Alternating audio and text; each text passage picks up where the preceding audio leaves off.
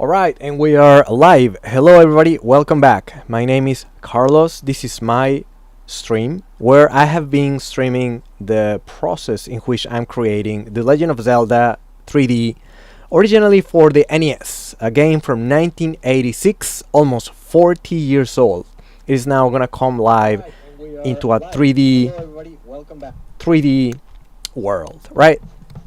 And because this is episode 13, and if you have followed this so far, you know more or less where I'm at. But if you don't, if this is the first time you join, let me just quickly here do a recap of the progress and the things that I'm gonna be working on today and that I have been working on recently. First of all, I'm gonna show you the map, the legendary iconic map from the original game, including the forest, lakes, mountains, trees, bushes, rivers, caves, graveyards, dungeons. It's all there. The map took me about 2 or 3 weeks just to put together, to model everything, just to do the models of the graves, the trees, the castles, dungeons. Mountains were kinda easy, except that I had to make them with Pro Builder. So I'm taking advantage of the fact that this world is very blocky.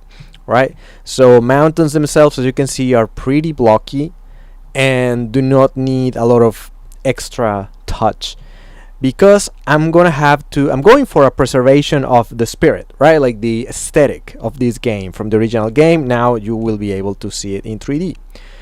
And then for example, here you have the armas guarding the bracelet somewhere here, and then down the back here there are more armas. That's Death Mountain. That's the entrance to the last dungeon right there. And then here we're gonna do a flyby dungeon number 1. And then on the back here we have this fountain, or fountain is a lake where you have a waterfall, and then this is where you actually get the white sword in the game. So it's all there, right? It's all there. And then the next step in which I was spending my time on was actually working on the enemies. And I was using this area here in the desert to test a lot of enemies all at once. But now I am actually testing some other things, and that's why Lynx is here. But so you can see I have some combat enabled. I have no idea what Zora was flying there. That should not be happening at all. Why that Zora was... Wow. Why is that Zora flying away? I'd never seen that before. That is insane. Okay, that should not be happening, obviously. Also, I know these Octoroks should not be walking in the water. You might also notice that they're disappearing in and out of existence, so that has to do with the way I'm spawning them. Guys, this is work in progress, right? A lot of these things are intentional for testing purposes. And actually right now in this area right here is where I had a crazy battlefield, which I'm just gonna enable. Whoa, enable, just to show you what's happening. So all enemies are there. All enemies of the outside world I now implemented. We have also, as you can see, I'm using Red Link with the magic sword, even though it's not shown here yet, it's not connected. If you have a look here on the side, you'll see that Link is shooting through the most powerful sword in the game, which for the most part it takes just 1 or 2 hits to kill any enemy when you have this sword. Also, Link is equipped right now with the red ring, so that's why he's all red. And on top of that, he's using the magical shield. The magical shield, which is quite big. It covers most of Link's front. And then as you can see, the drops as well are working. So I can grab hearts to replenish my health. I have access to rupees, the single rupee, the 5 rupees. That's all working very good. Okay, and then I would have to stop the game just to show you some other things. For example, I'm just gonna spawn Link somewhere else. Maybe I'll put it in the origin. So I'm just gonna bring him back to the first screen of the game, which is around here. Alright, let me just do some motions. I need to also work on the camera. It's not great. but that is something that I'll be tuning up as I move forward in the game. So for example, let me show you what links look like if I give him a different, here. So the starting tunic is gonna be, say, the blue one, and starting sword the wood one, and the shield, I'm just gonna use the other one, the default one, so you can actually have a look. And I'm gonna play, and sure enough, Link will be at the stage where you have gotten the blue ring. He looks real cute, and he's using the wooden sword. So Link really needs to, at this stage of the game, he will have to walk to the waterfall, find the old man, and get the white sword, right? Still, these Octoroks, they die with one single hit because they're the easiest enemies in the whole game, the weakest as well. There you go. Okay, and then the very last thing I've been working on is now that the enemies they're not completely allocated yet. Like, I have allocated only Octoroks in the world, so essentially the areas in which the Octoroks would be normally found, now I have allocated them there. I need to do the same for all enemies, right? And as you can see, they pop in and out of existence, and that's because I'm not spawning. Let me give you like a eagle eye overview here, what's going on. It might be hard to see, but there is a sphere around here. So this sphere comes from Link. The center is in Link and is a trigger, right? So only enemies inside this sphere should be spawned, right? And the moment Link walks away from them, they should despawn. And that's going to help me to not have to have all the enemies all at once here in the world, because that's very wasteful memory wise. So I'm just going to make sure that within reason, radius is going to be set, and enemies on that area are going to be around and not around depending on Link's position. So if I'm going to keep these two views open, I'm going to move Link around. You also have placed some blue Octoroks, which is crossing this bridge over here, right? The ferry there just escaped. There you go, and there's a blue Octoroks here. So the way I'm going to approach this when I continue allocating all the enemies is by literally looking at the game screen by screen, and that's my plan. I'm going to go every screen, taking note of which enemies and how many of them are on each section. For example, on top of my head, I remember that here in this forest, there's 2 blue Octoroks, but I also need to add the Moblins. So Moblins will be plentiful in this area. And then near the graveyard, there's going to be Lionels, right? And the Lionels can be blue or red, and I need to just count how many appear normally in the game here, set them up. So I'm gonna do the same for the whole map. So because I know how to do it now, I'm kind of leaving that for later. Alas, I need to fix this glitch where enemies are still popping in and out of existence when they are inside the circle, this sphere that Link has around him. So they should not be doing that. And also in the original game, when you kill an enemy, it has a type of timer, right? It doesn't just pop up again right away. You have to, either spend some time elsewhere or, just allow some kind of like respawn time to pass by, and then the enemies will come up again in that area. So I need to implement that logic eventually. For right now I'm okay. And I also realized that these clocks are probably not correctly, the probability of spawning those clocks is not correct because there's too many of them. This stopwatch thing is a rare occurrence. Also, things I need to do would be Link should not be able to walk on water, enemies should not be able to walk on water. Zora is an exception. There you go. So it seems to me that they're spawning when I'm facing... Hang on, what's happening? So if I face them, they're there, but if I face away, I'm not exactly sure why they appear and disappear. I need to fix that. See how these 4 enemies, whole 4 enemies popped in and out of existence there depending where I'm facing.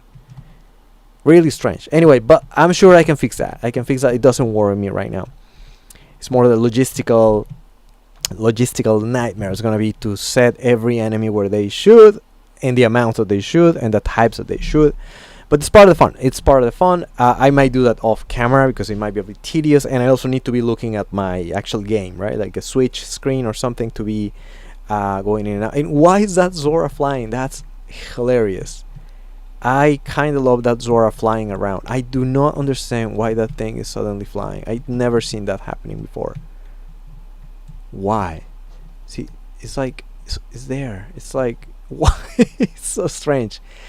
Maybe if a Zora spawns right underneath them, it's gonna hit them and send them up, and gravity is gonna fail them. See what's going on? That's so weird. It's almost funny that I might want to leave them there, but no, I cannot. Later I'll fix it up. Not a problem. All right. So what I was working, which I actually stopped the game. I was working yesterday. So when I was making these mountains are colliders, so you cannot go through them. Duh, right? That's the whole point. So Link cannot go through them, and that's okay. But Link should be able to go into these gaps in here, right? And I've been kind of doing that because I was not sure how I was gonna just cut that mountain piece so I could actually like Link go in there, so remove the collider so Link could actually do this. And I figured it out, and as you can see now, Link can go in and out, and in fact if he go in, he goes inside the whole mountain. It's strange. He can actually just easily walk out from it because the collider is just kind of facing one way. But now I can do this, and yeah, that's kind of what I need to keep doing because I haven't finished that, and I'm gonna be doing that right now. I just need to remember which one is this one. And yeah, just to be more explicit on how I'm accomplishing that. So these entrances are actually just black cubes, these black void cubes, which are going to be a trigger. And a trigger is different from a collider. A collider actually has physics. It's just kind of like pushes things away from it like a wall. A trigger, it's very similar. The difference is that you can actually go through it, and it serves a purpose to trigger an event. In which when I step within the boundaries of this black box, then I'm gonna send a signal to the game to teleport Link to the particular store that he's gonna be accessing it, right? The stores, I'm thinking I'm gonna make them in another section of the map here. Maybe I'll just set them side by side. The camera will have to be very fixed. You will not be able to see around like you can do in the rest of the map. So I just need to think how I'm gonna do that. I need to take note of the coordinates where I'm gonna be spawning each cave. For example, this cave, I'm gonna just spawn it here. Maybe this cave, I'm gonna spawn it here, and so on and so forth. So that's gonna happen next. I just need to continue going through each entrance, and I can see which entrance I need to be working on by this trigger. So this one is a trigger. That one is done. That one is a store where you buy the arrows, if I remember correctly. And then I have this other one, which I don't know, it's a money-making game. Can't remember. Something there going on. And then here, that one is where you get the letter from the old woman. Here, I just need to change the color of this mountain because now Link can actually walk through it like you can do in the original game. It's just that for me, just for visual reference right now while I'm working, it's gonna stay green. But it's easy for me to just change it to the brown ones. Once again, it's more on the later stages of development.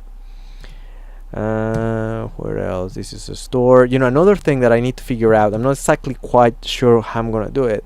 For example, this is a very important location in which if you bomb, you'll reveal this cave, right? So if you don't do anything, it will continue to look like every other wall, like that, right? But if you bomb it, it turns into a cave, like it reveals this black entrance to the cave. And in this cave, you can actually choose if you want a potion, a red potion, or a piece of heart, which is the most stupid choices that you could be presented. I think 99.99 people are going to choose the heart. I've seen those some speedrunners that actually choose the heart, not the heart, the medicine, because they don't need the extra heart, but they might need the medicine to not lose the whole run.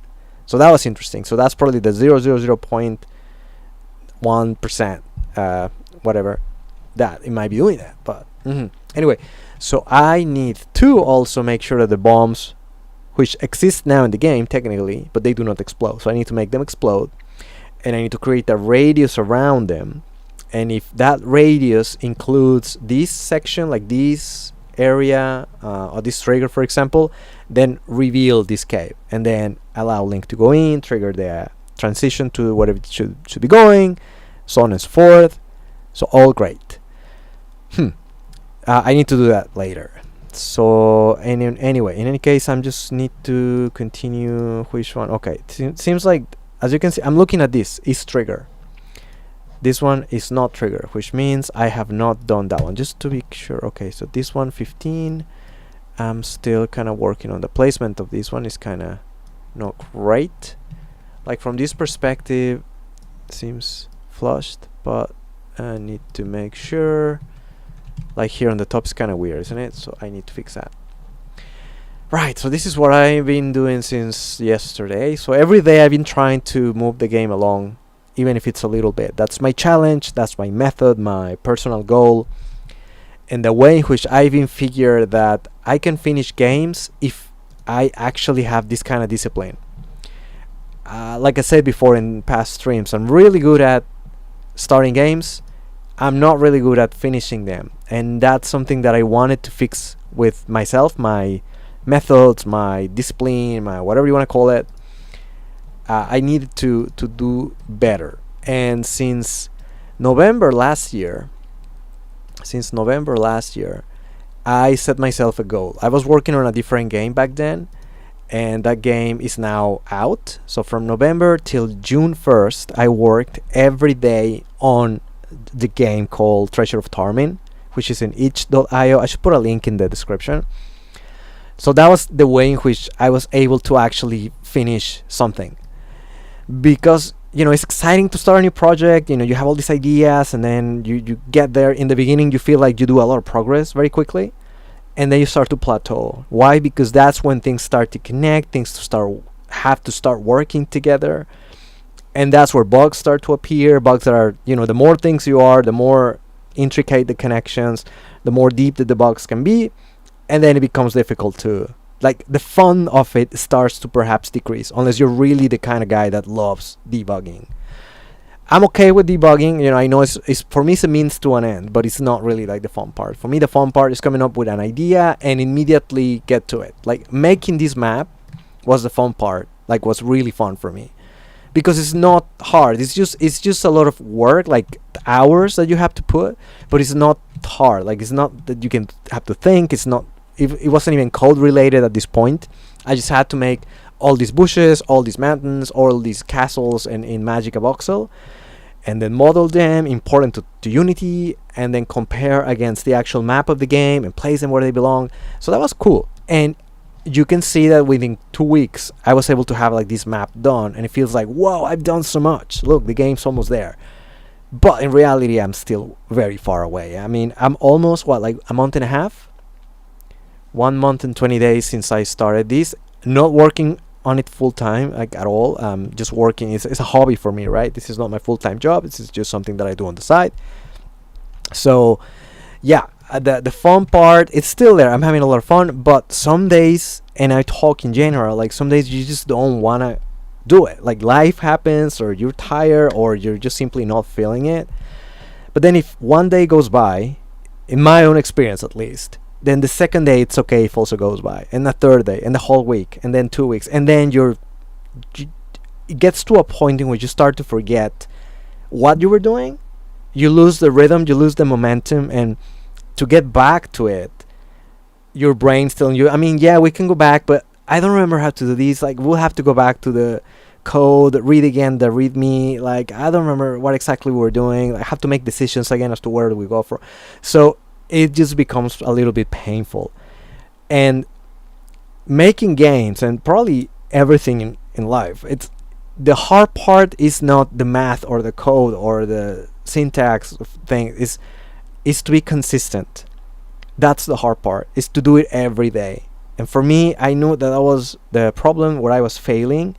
And so I say, look, every day I'm going to push a commit. And when I say a commit, I mean a GitHub commit, which for me, it's one way in which I can track my progress. I like to see it visually. For example, if I go to my profile in GitHub, at least you have all these, you can see a year, right? How many contributions you have in the last year. And a contribution can be many things. It can be a commit. You can push code, or you can, have a pull request that was accepted or made.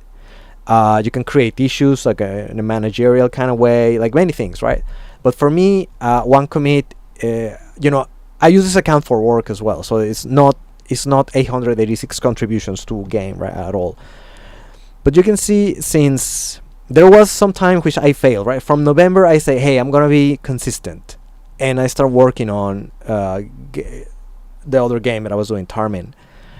And then Christmas happened, family came, party mode, a bit of holidays, blah blah blah, and I did drop the ball, and I kind of punished myself for that.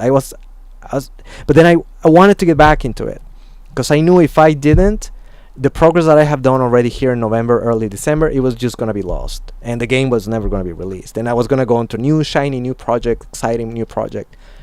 And I say, no, let's be good at it. Let's be serious about it. And then again, from January, late January, I start once again getting in the flow, and I continue all the way. June 1st, I released the game. I still push some fixes and bug fixes on that game, say for like a whole week.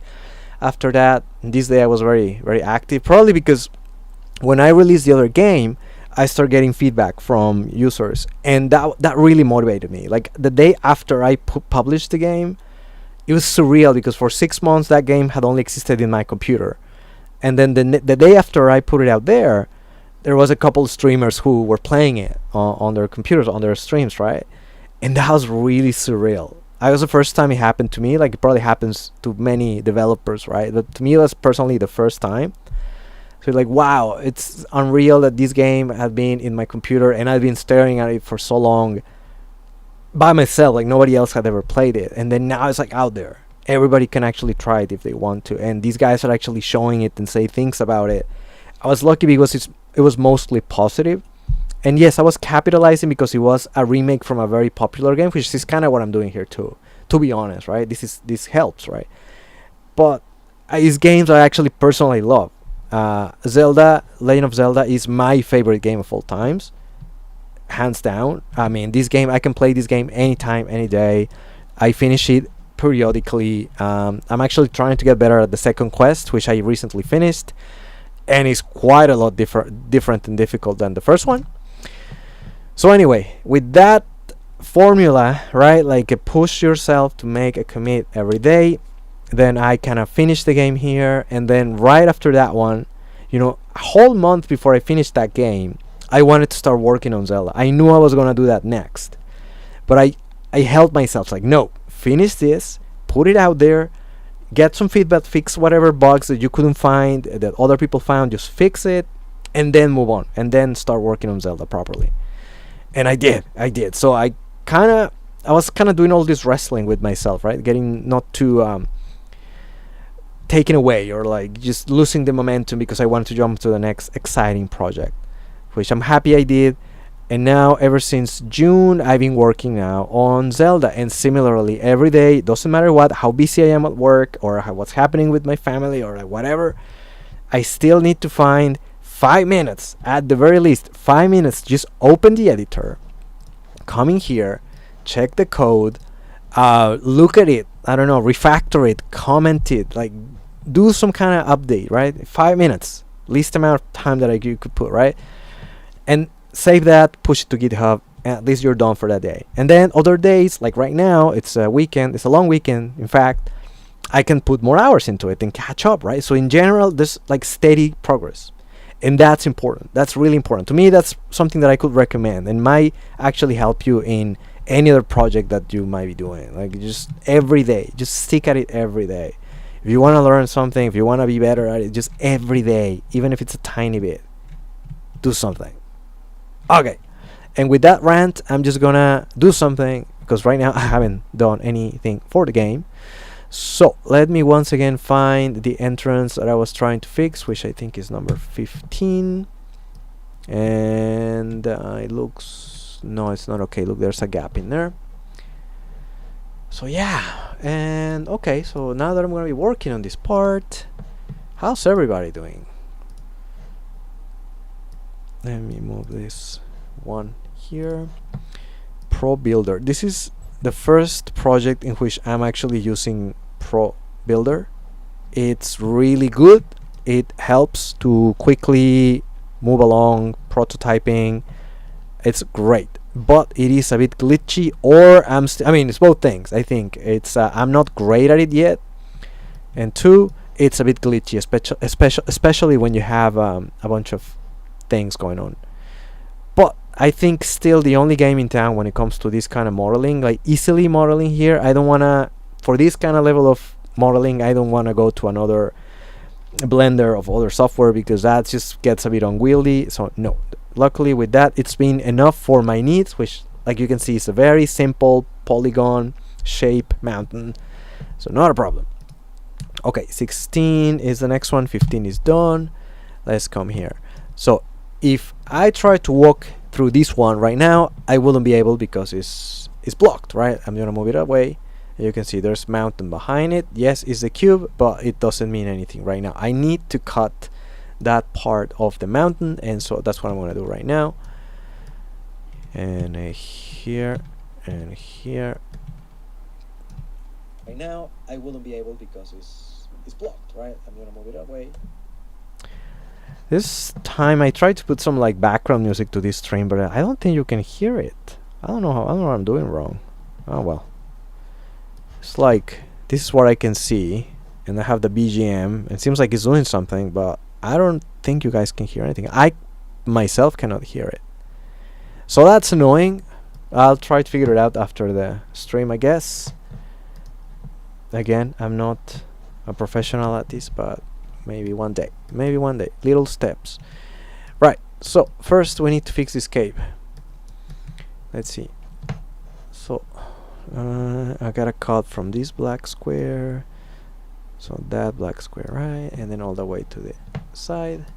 So select the mountain, move on to Builder Pro, select the wall you want to cut, and then the slicing tool, and this is where we start connecting connecting dots, that drawing a shape in which you'll be able to cut it out.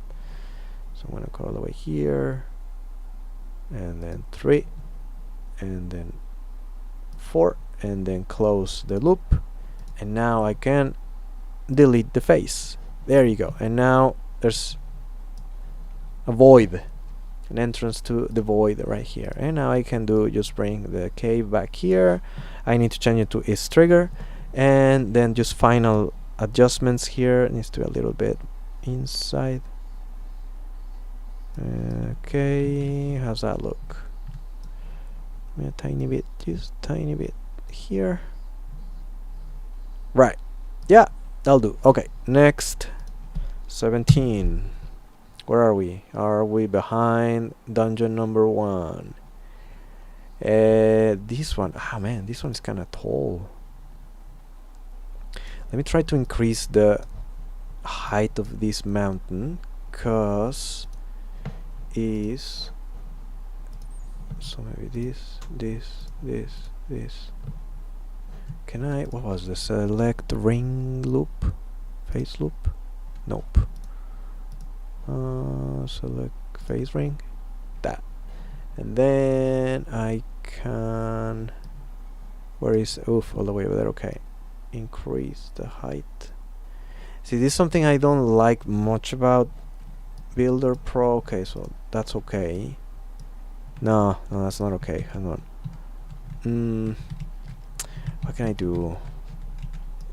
It needs to be higher. It needs to be this high. This high to come in here. Okay, let me try again. Maybe I'll just increase the height of that, and just tiny bit.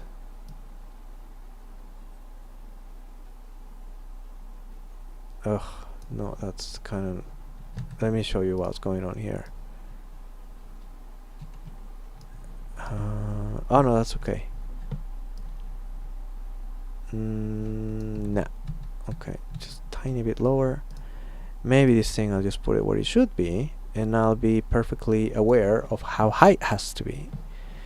Right, so once again, select the mountain, select this thing, select these parts, and that, and this, maybe this, and this.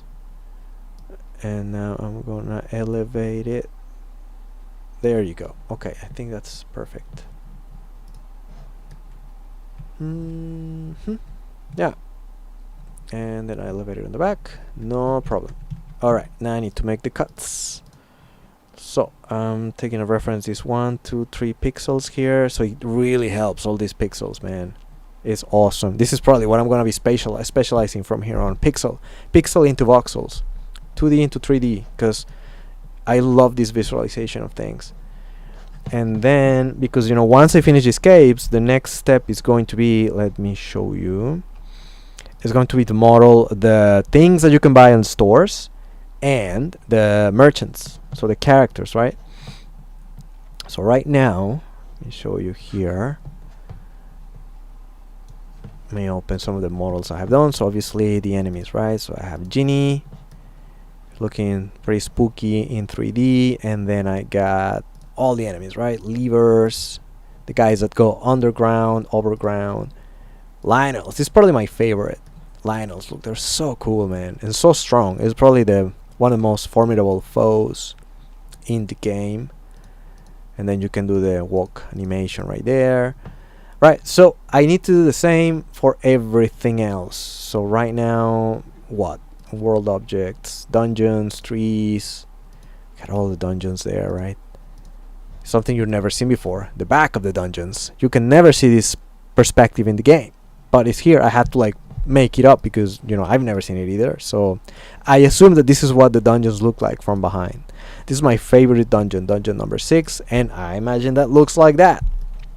Why not? I mean, nobody can tell me to the contrary because it doesn't exist.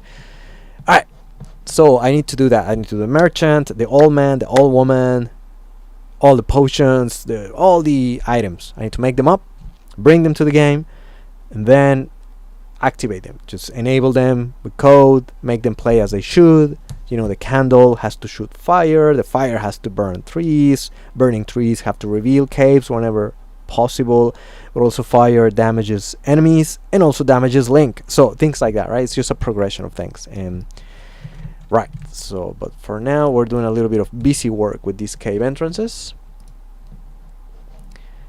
So here, and then I said I was going to, I see, right? So because it's now 2 faces that I need to cut. So it's this one and this one, because this one is new. It's the top bit that we just made.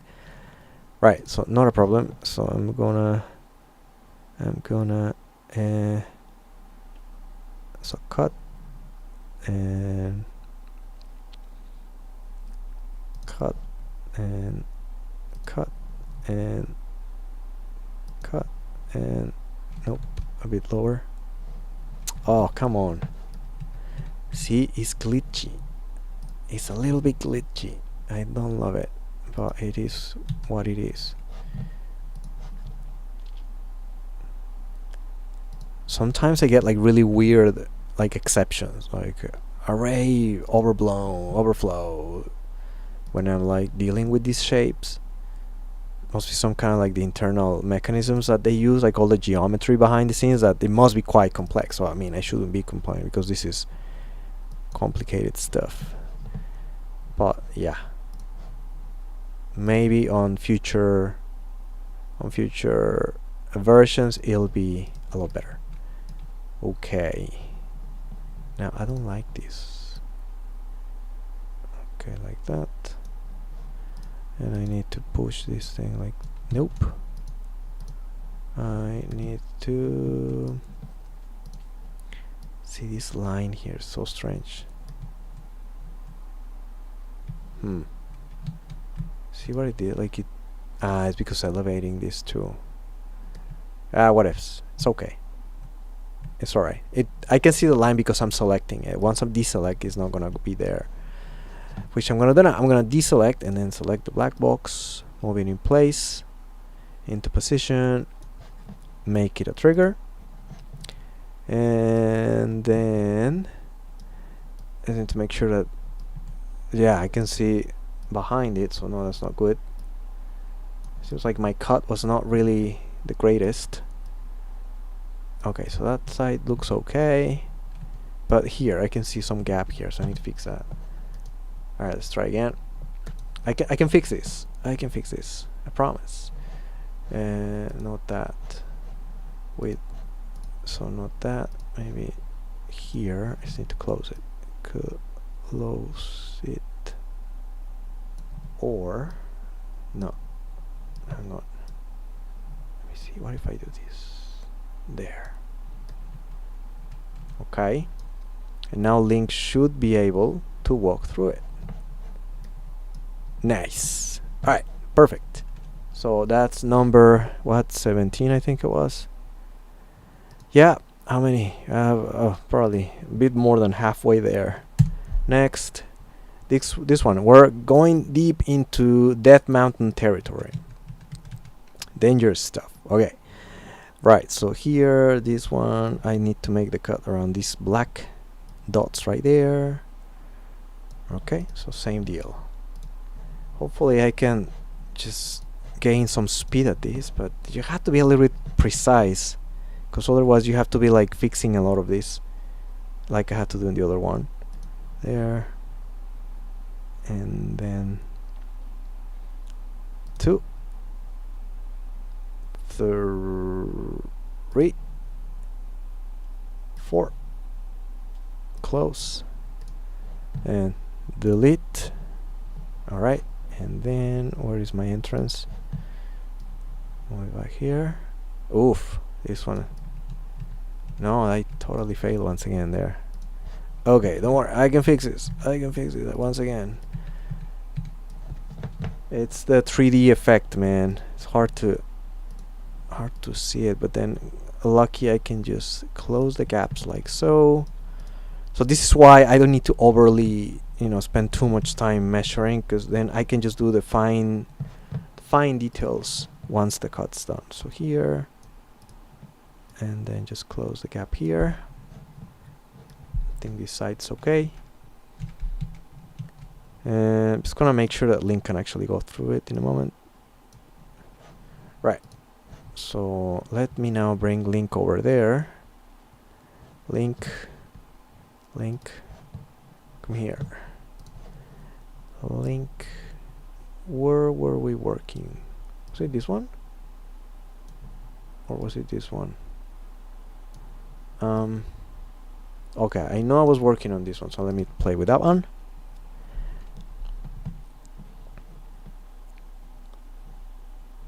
Oh, yep, nope. Why? Because Link's underground. Why are you underground, Link? Ah, because this is elevated a little bit.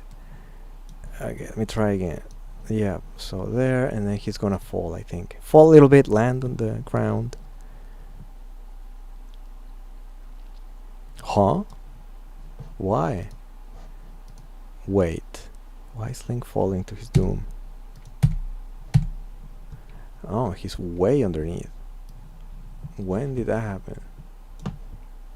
Okay, not a problem.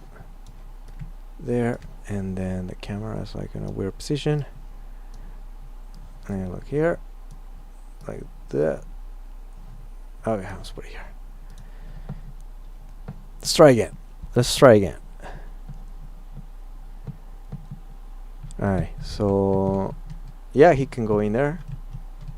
Nice. Now let me check the other ones that I was testing. Was it? No, it wasn't here. Where was the other entrance?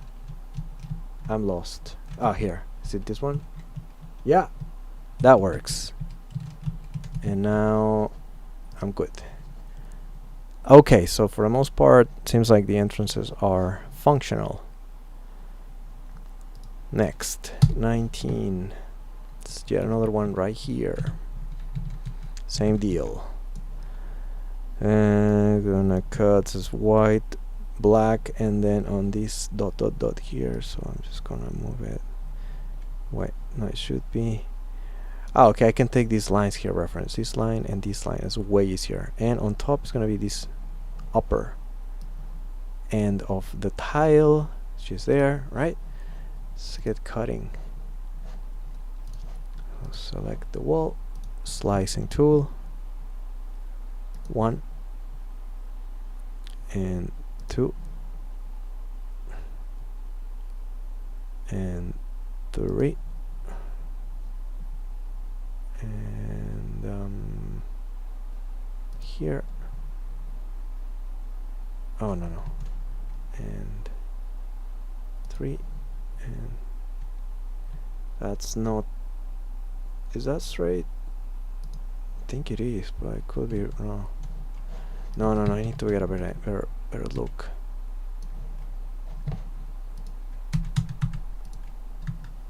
Man, it's glitching out again. Check it out. So this exception here, it's like totally Pro Builder exception. Like I don't know why. It just can't handle the epicness. Once again. Okay. And this is some scalpel level precision here. I feel like I'm operating in the Zelda world. One more. And then so this one goes all the way up here, and then click there, and then connect, and it's glitching out again. Object reference not set to an instance of an object. Right. Why are you glitching on me? Oh, there you go. Okay, so and then no, I just need to extrude face. Nope, I need to delete the face. Why are you not? Why are you still selecting that? See, it's like glitching out. Like the scalpel tool is still selected. Anyway, select and there you go. Delete. Oh no, that's not what I wanted. That's just not what I wanted. That's blew a hole. What? That's stupid. No. Bring me back my mountain. Uh-oh. What the hell? Redo. Undo.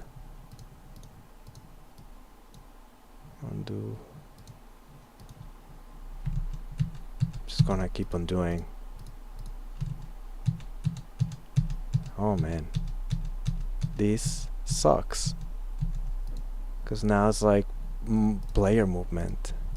My mountain. What the hell? Okay, so how am I gonna fix this? It's like exactly the opposite what I wanted. This wall here remained and everything else was deleted. Ugh. Okay. Well, I mean, honestly, I do not need this face here. So what can I do? It's so weird because I can select it. Let me see. Can I close it like this? Oh, there you go. See, it's glitchy, man. Oh god, man, it's freaking glitchy. But okay. Walls back there. But can I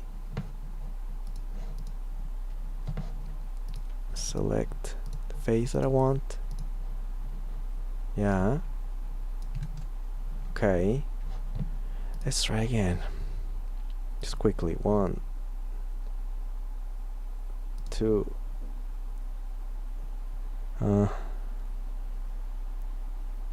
3, 4. Close. Okay. Delete. Okay. Thank God. Look, it's not perfect, but I'll take it. I'll take it because I can actually just make it. Yeah. Select the sides. Open it. Okay. Now let me touch in the block. Touch this block so I can deselect the mountain. Oh my goodness gracious, it's just totally... That's okay. We can fix it. I can fix this. I promise. There, and then make it a trigger. Alright, and then I need to bring this part down. Right, so still working on. So this vertice coming down there. Oof, perfect. And then here. Okay, it's kinda not straight, but that's okay, because now with the point tool we can just work on this point right here, make it straight. Same here, this one needs to be a little bit back into the side, and as you can see here, there's also a gap in there. Like if you take a real close look, you can see the sky, so that's not good. So we're gonna close that. Yep. Now, okay, it's kind of sticking out. So, okay, that's not sticking out there, but now I can see the back. So it's just the fine details. It's always what takes a long time. Got it. No problem. Let me see. There. So once again, these points where you need to make them match perfectly. There, yeah, that's a bit of, it's actually quite satisfying once they actually do what you tell them. Okay, and then you select something else. I mean, there. No, I can see a tiny bit back.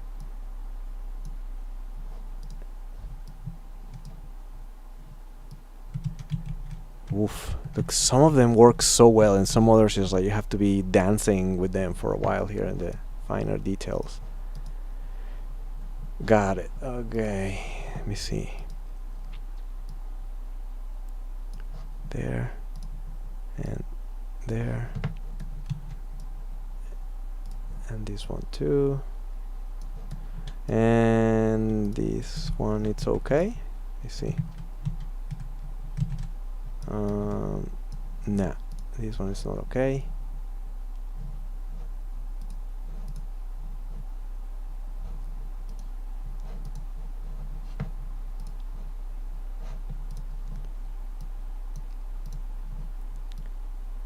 Like this and like this.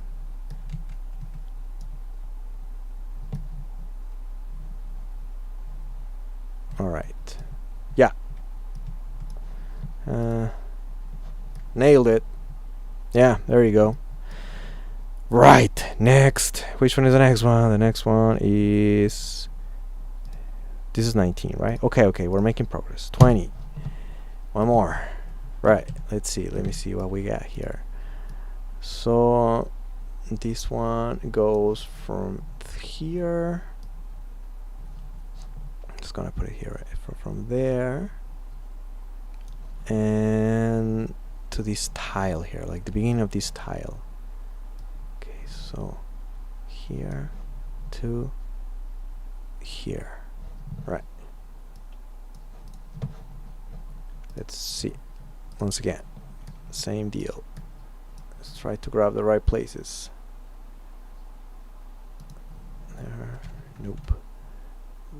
This way, and use the pixels as reference. Now this seems to be taller than one full one full tile, so you just gotta be mindful of that. And then you go all the way to the next tile, which is here, all the way down, intersects with the floor, hopefully in a straight line, to save me some extra work later on. Now, okay, selected, but yeah, there you go. So this is what I want. Delete faces. Nice. So this is way better than last one. 20th. Come to center. Change to trigger, so Link can actually walk through it. push backwards just tiny bit. The thing is that this wall is is inclined a little bit. It's not totally flat. So one side, if one side is perfect, that means that the other one necessarily is gonna have some gaps. So here, but it's fine. It's okay. We're gonna do what we did before once again. So the name of the game is find details here. And the good thing is I just have to do this once per door, right? Like I'm not overly worried.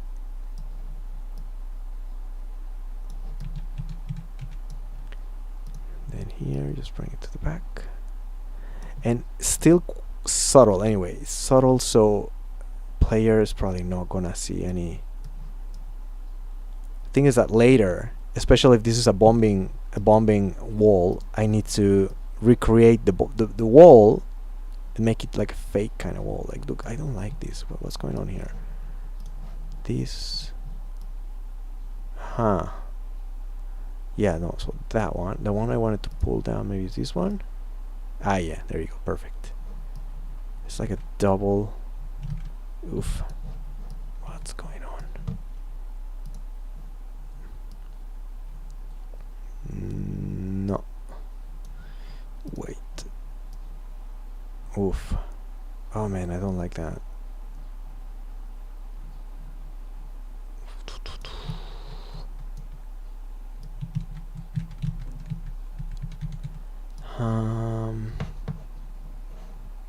Let me try again. Let me see.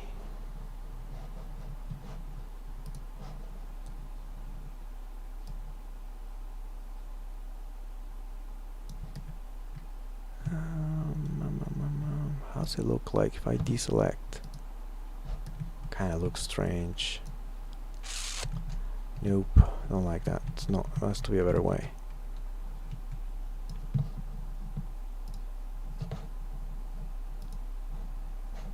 Has to be a better way.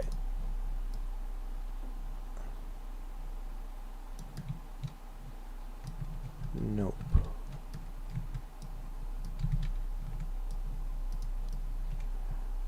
Ugh, it's strange because it depends on the angle that you're looking. It looks different.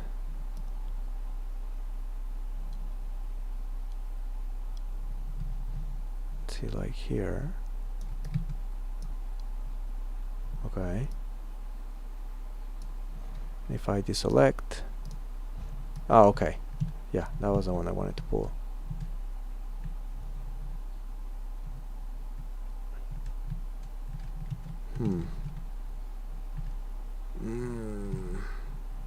So strange. Oh my god, okay. I'm gonna be wrestling with this thing for a while. Let's see.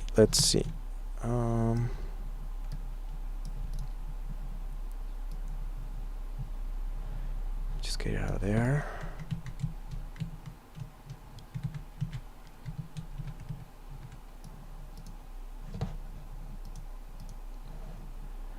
Man, and it must be nerves because I was not having these problems yesterday when I was off camera doing this same thing.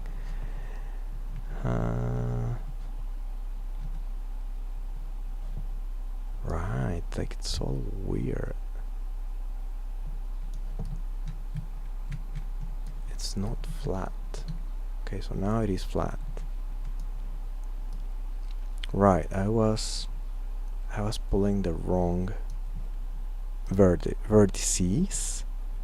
No, it's this one, but I don't love it. I do not love it. It's very obvious that that's not the correct one. Nope.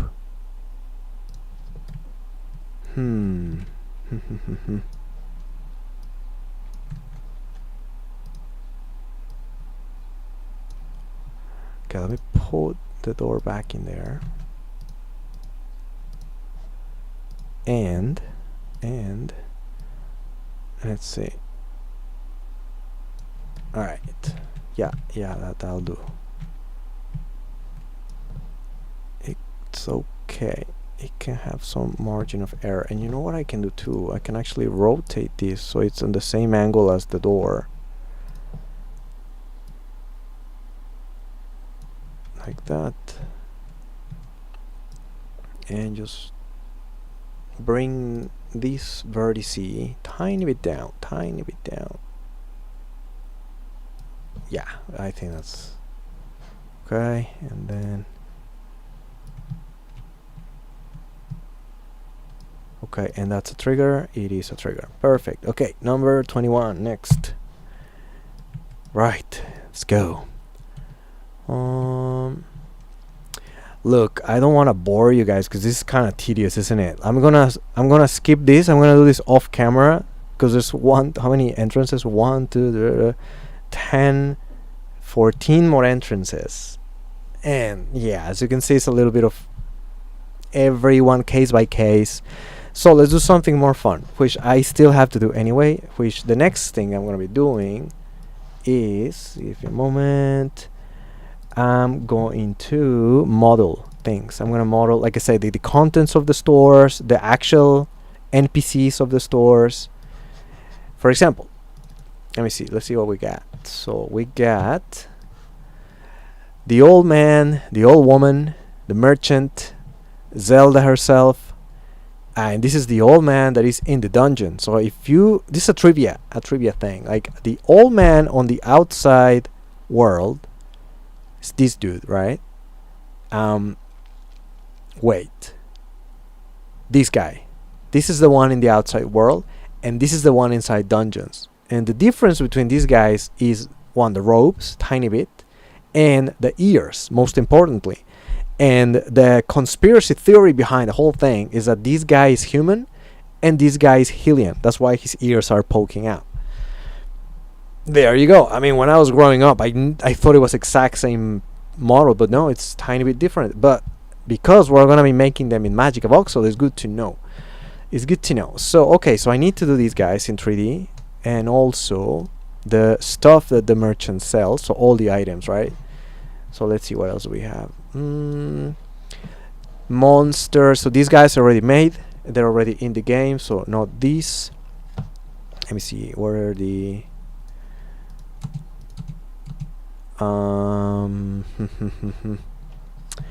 do I not have the items? The sheet of the items. The pixel sheet. This is all dungeon stuff.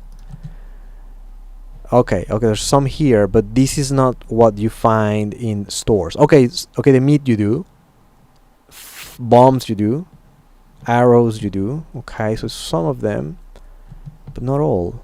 Where is the I need to look them up. It's okay. Look, because also I have here the 2D sprites. I have everything. There you go. The potions. It's just this one's a little bit blurry, so I rather use something that is clearer, which I already upscaled. To this sprite, upscaled. There you go. So maybe I can use these ones as reference. Let's start making items, and then we can start making the old man, the old woman. Let's see. Look, let's, instead of start making boring caves, let's start making things. So gonna have to work on my folder structure because now I have so many elements and it's gonna have way more. So I need to keep my sanity.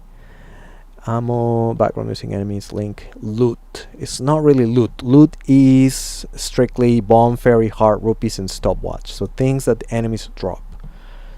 Right, so I'm gonna just make a new folder, I guess. Let me just organize my things. Not here. On the export in Zelda Vox, sort by name, Zelda. I was gonna put here new items here. Okay, so what can I use as a reference? Maybe the sword. Yeah, whatever, anything. So copy and then come to Zelda, items, and we can start by what do we do make? What do we make first? Shall we go in order? Okay, second potion. I want to call it red potion actually. Red potion. Save. In items. Right? Save. No, I don't want to call it that. I said red potion. There. And then the way I do things, the way I approach this kind of work, just keep it there for reference and give yourself some space. So normally 16, 16, 16, 15 will be fine. It's gonna be huge, but it's fine. So there, and then I can clear the sword because the sword is not what we're making. And then I start working from the back, right? So I draw these in the back and then I give it some depth. So I'm gonna start the color palette. I already have it here, quite handy, and I start counting pixels. 1, 2, 3, 4. So we're gonna stop from the top. 1, attach. 1, 2, 3, 4. Oops, 4. And then switch back to the red. It's the same palette as the Octoroks. Get some white, closing in here. 1, 2, 3, 4. Is it the same white? I think it's the Zelda white. 1, 2, 3, 4, 5. 1, 2, 3, 4, 5. That's good. Like this. This. Like this. Like this. How many is this? 1, 2, 3, 4, 5, 6, 7, 8. 1, 2, 3, 4, 5, 6, 7, 8. And then 1, 2, 3, 4, 5, 6. 1, 2, 3, 4, 5, 6. Close. Lift. And then we make the contents. And actually I need a couple more white blocks here. Perfect. And I enable the grid so I can visualize better. This is still not perfect. Seems like it has. The bottle is quite thick, isn't it? That way they sell you less content for the same price. I'm sure that's the intention behind the old women. There, and then it's a bit more here, and a bit more here, and a bit more here. And I need the bubbles. Paint, and there's a bubble here, and a bubble here, and a bubble here. Right. And down.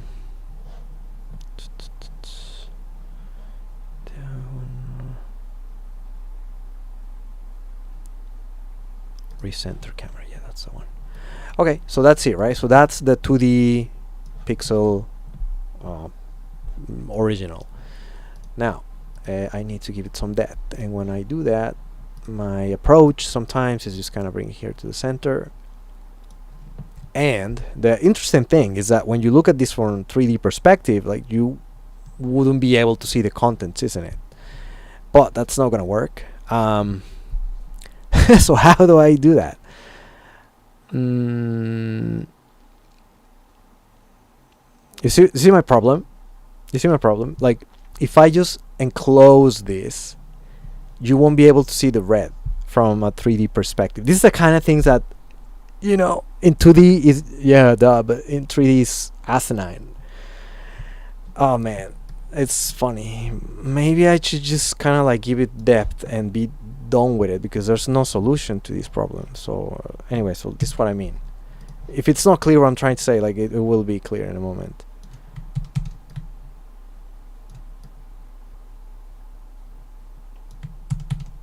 I'm just gonna kind of make it. Alright. Look, actually that alone is kind of cool. I think it looks okay. Just one more.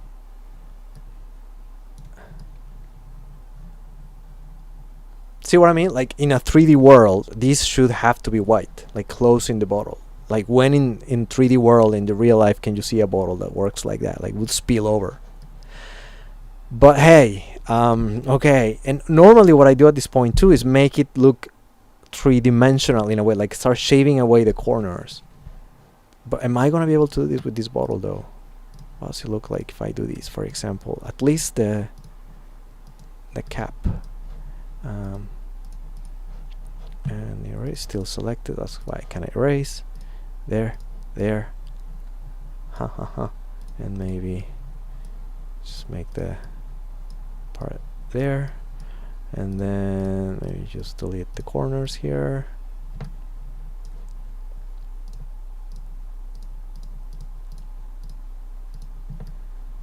I don't know.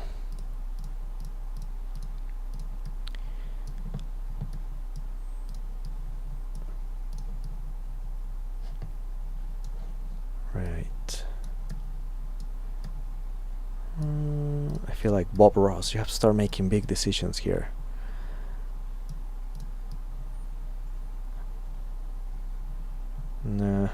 Because then if I actually shave this corner here, then yeah, it starts to be a problem.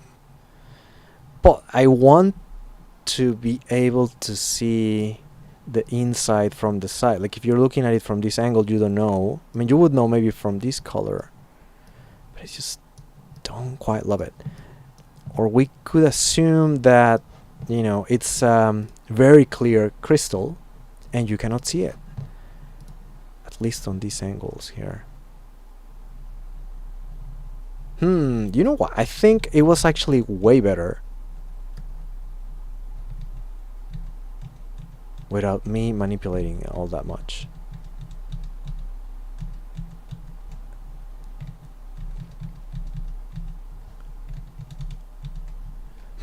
Maybe I'll just kind of like make the neck a bit thinner and that's it. Just make the neck a bit thinner. Like that. Like that. It's a magical bottle anyway. Physics do not apply. And maybe even like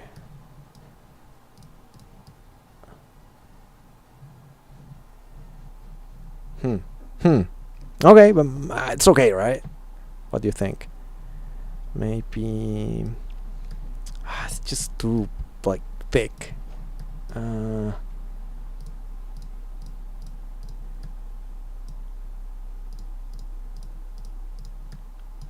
That maybe like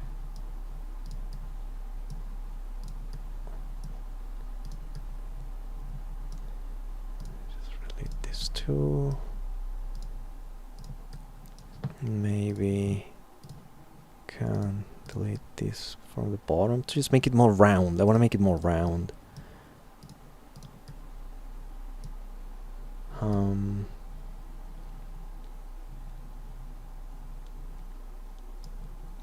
I could even take a couple more like this. 1, 2, 3.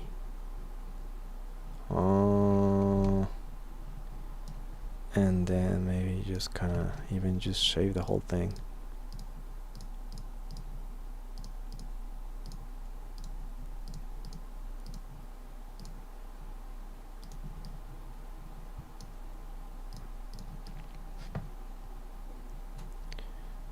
How's that?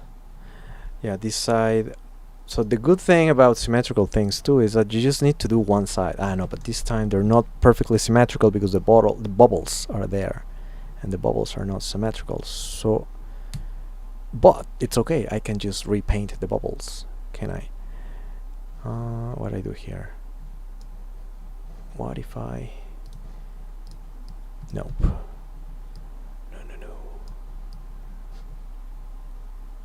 Okay, so yeah, I just need to do the same effect here and here. All right.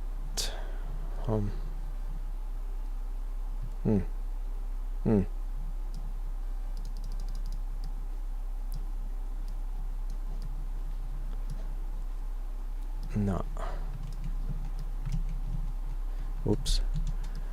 I was gonna leave this part like this.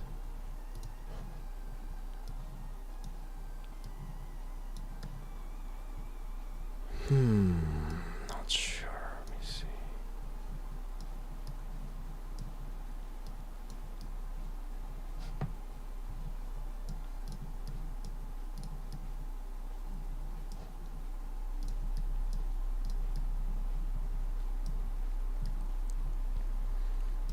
It has 2 blocks on the bottom, isn't it? Yeah.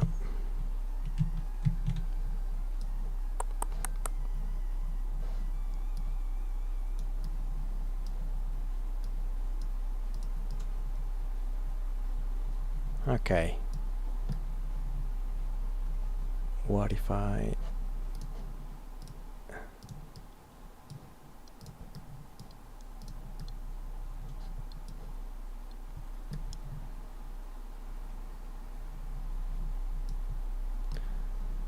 Okay, could that be our potion? Could that be it? So I need to put more, less?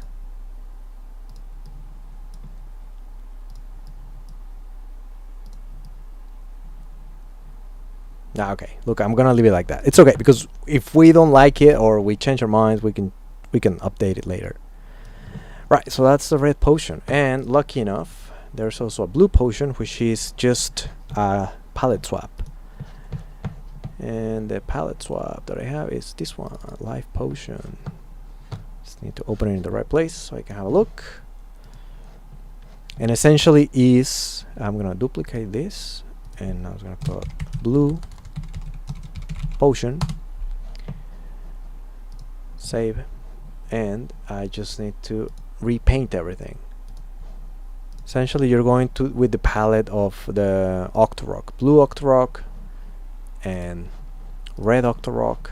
There you go, easy, nice. Okay, and just like that we have 2 potions. Now next, the arrow already have it, the Bible, the controversial Bible, right? I was seeing the other day there was some drama going on because, you know, in some images, you know, you could make an argument that Christianity was in Zelda 1 because there's crosses, you know, in the graves, on the Link's shield. There was the Bible here, and it was called the Bible in Japan, like a Baiburu in Japan. When it was brought over to the Americas, it was changed to Magic Book, but the, you know, the crosses and the shield and everything, it just remained. And there people are kind of like, we're making some like, so is the Link gonna be Christian in the movie that, you know, they just casted it? So much controversy about everything, man. I don't know what the answer to that is. It's like probably better not to touch that one. But in here it's called the Bible, so we're going with it. So duplicate. Whoa.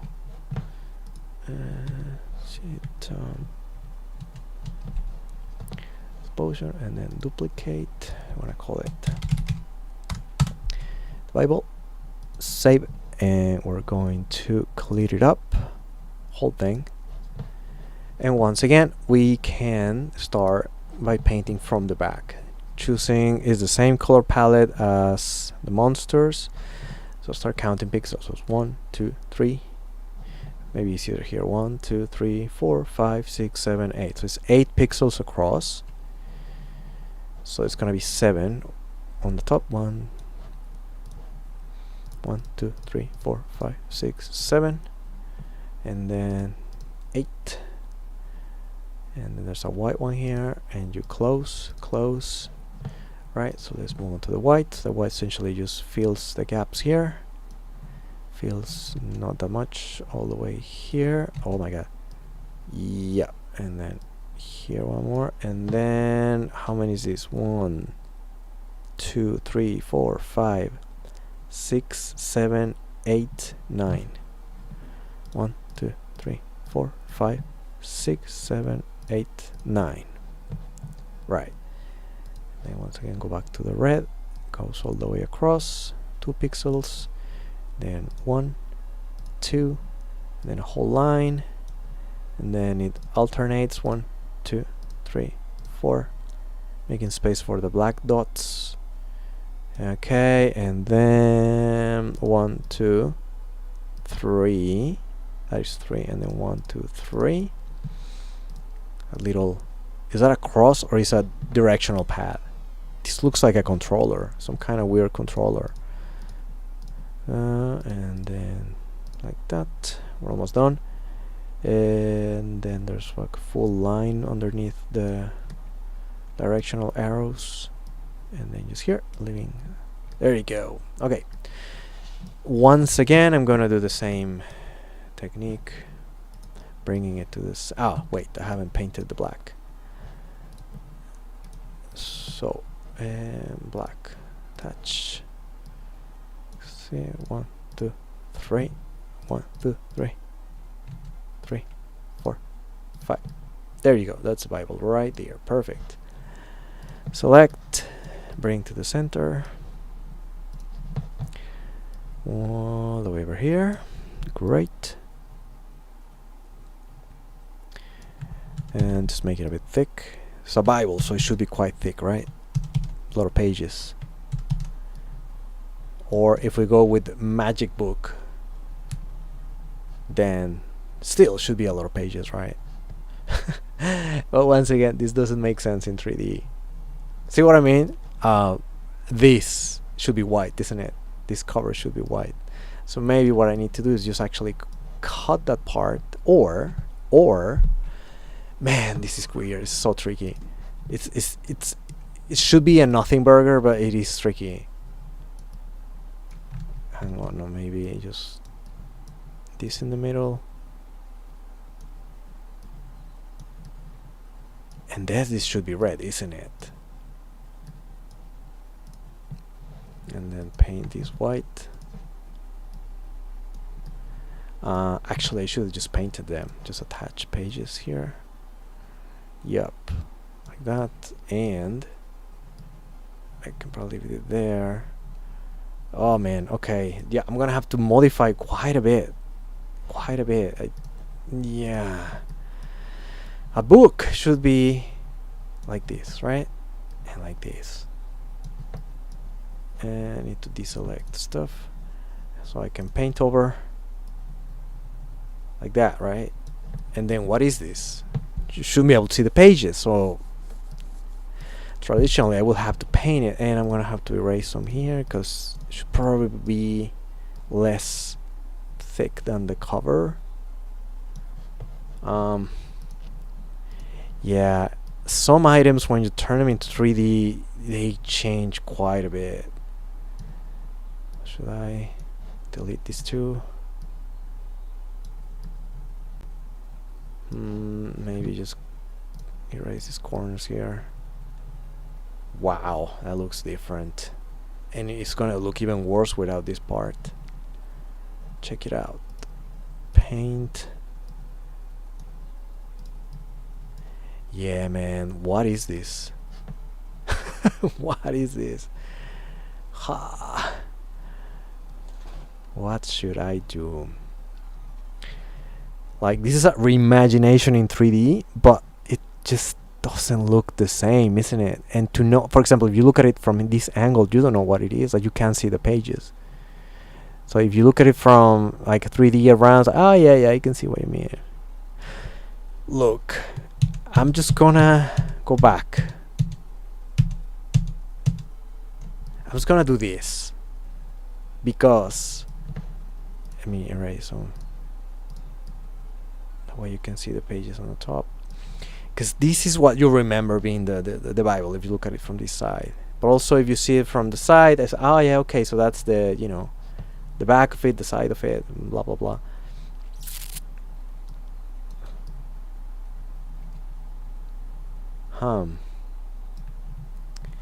Yes. It's weird, that book. Okay, I'm gonna leave it like that. And like I said, later we can yeah, another thing I need to remind myself to, once I finish it, I need to tighten up this grid around it, because then in Unity it's gonna start leaving some weird gaps. So when you wanna position it somewhere, it's not gonna be where you wanted it.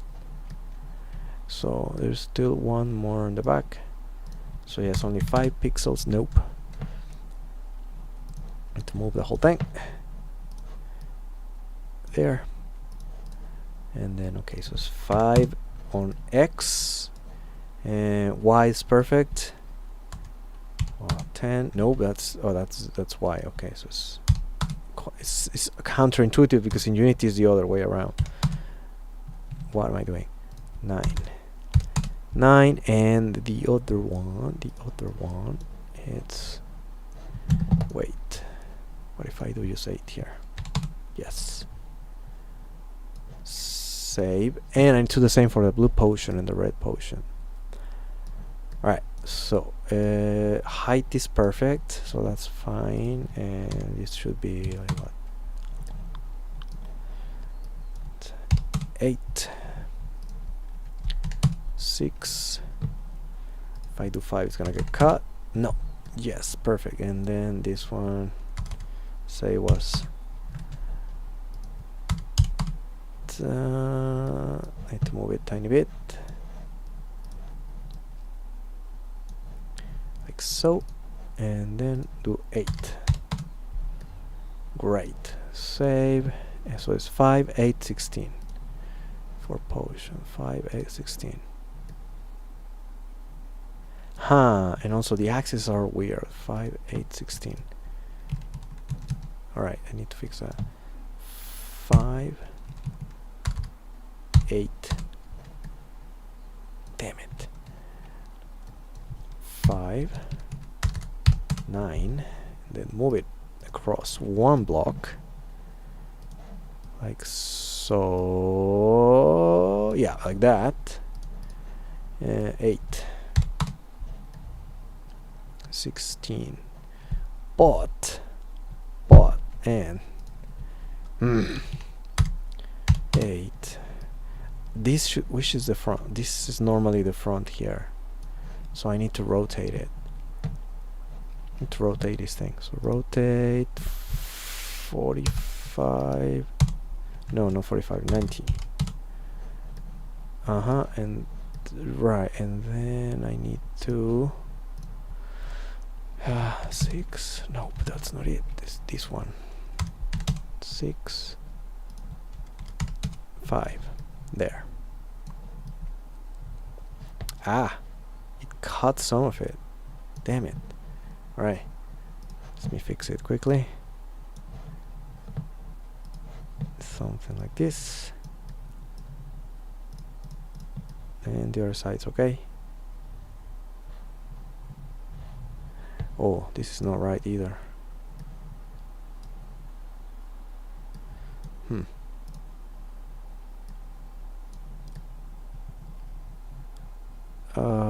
Right, now it's okay. At least it's symmetrical. So that's what I want. And I need to do the same for the blue potion, but I'm starting to think it's better if I just... Yeah, it says blue potion, so it's a sign. I just need to copy paste it and change the color and delete the other one. Blue potion, paint. We said, what was it? How was it? It was. Damn it! Here. Life potion. Come to me. Okay. So the lead is light blue. The bubbles as well. And the actual potion is dark blue. There. Nice. So this blue potion, can I delete it from here? Yes. And the Bible I need to rotate it. No. Yeah, I need to rotate it. No worries. Let's rotate this Bible 90 degrees. Whoa, no, that's not okay. I need more space. Need more space in this axis as well. No, that's not what I want. X 90. Nope. In Y. Nope. Why is he rotating it like this? That's strange. It's missing something here. Alright, I'll just fix that. Attach. All the way up here.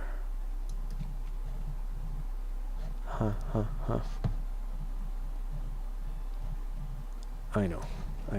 Easier to do this. Delete that. Copy, paste, and then flip it in what? Z? No. X? Y? Yeah, one of those had to be. Yep. Okay, and then I just gotta make it tight, nice and snuggly for this thing. Wait, so that's the front. So I need to flip it, the whole thing, 180. There. Did you screw it up? No. Perfect. 8. And this was also supposed to be 5. There you go. Nice. Alright, and then let me just bring it to the world just so we can place them there, see what they look like. So when you want to do that, you just export as an OBJ. I'm gonna have to have also a new folder for that, so that would be items, and then we're going to save the Bible and save the blue potion and save the red potion, and then let's start bringing it over to Unity. So what am I going to put it? I'm going to put it in the here, the first square. It's going to put them on the floor. I'm going to put them on display here. Alright, black entrances, I'll do you guys later. And in the meantime, I need to start bringing more prefabs. My enemies, dungeons, no, not here. I have Magika prefabs, and then make a folder here, items, and then I'm gonna no material. I don't need a material. I need another folder called Bible, and another one called potion, red potion, and another one called blue potion. Nice. Okay, and then all the stuff that I exported, it's all the way there. Zelda related. Where am I? Items here. Okay, so Bible goes here,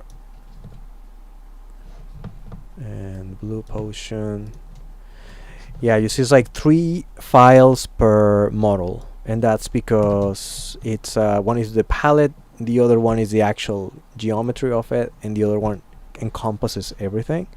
So you need to bring it over, all of them, otherwise you'll end up with black and white models or incomplete stuff. And then once you have that, you just need to put it on the floor here. Now this is something that I kinda, Unity and Magika Voxel, they need to get your stuff together, because it's flipped. I always need to remind myself to do that, which this, right? So this axis is like the opposite as in Unity, so maybe instead of 180, yeah, no, it will be exactly the same, isn't it? So the book in here should look what? And mirror in Z, nope, and Y, no, and X, no. Whoa, oh my god, my head is not helping today. Alright, let me see, so keep some space. So I need to turn it, flip it 90, 180, right? Yeah. Okay, and then the potions are gonna be okay because they are the same back and forth. So save. And so this is what I need to work with. Next time I'll remind myself. So this Z blue axis needs to be the one in the back. Okay, it's not a big deal. It's just I've been making this mistake the whole time. I've been making this game, so I just don't want to be doing that anymore. Delete, and I need to delete this once again. And the new one, the new Bible. We'll come over here. Right. Okay, the Bible is there, and the potion. Look at that potion, looking all cool. And the red potion too. Nice. Okay, now where is Link? Just want to see how big or how little Link looks next to them. In the original game, Link is as big as everything else, because everything is just one block, one square. Unless it's composed from several squares, but these things are not. So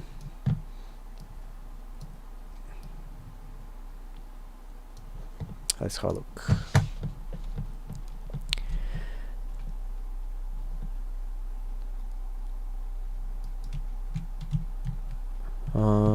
Look at that.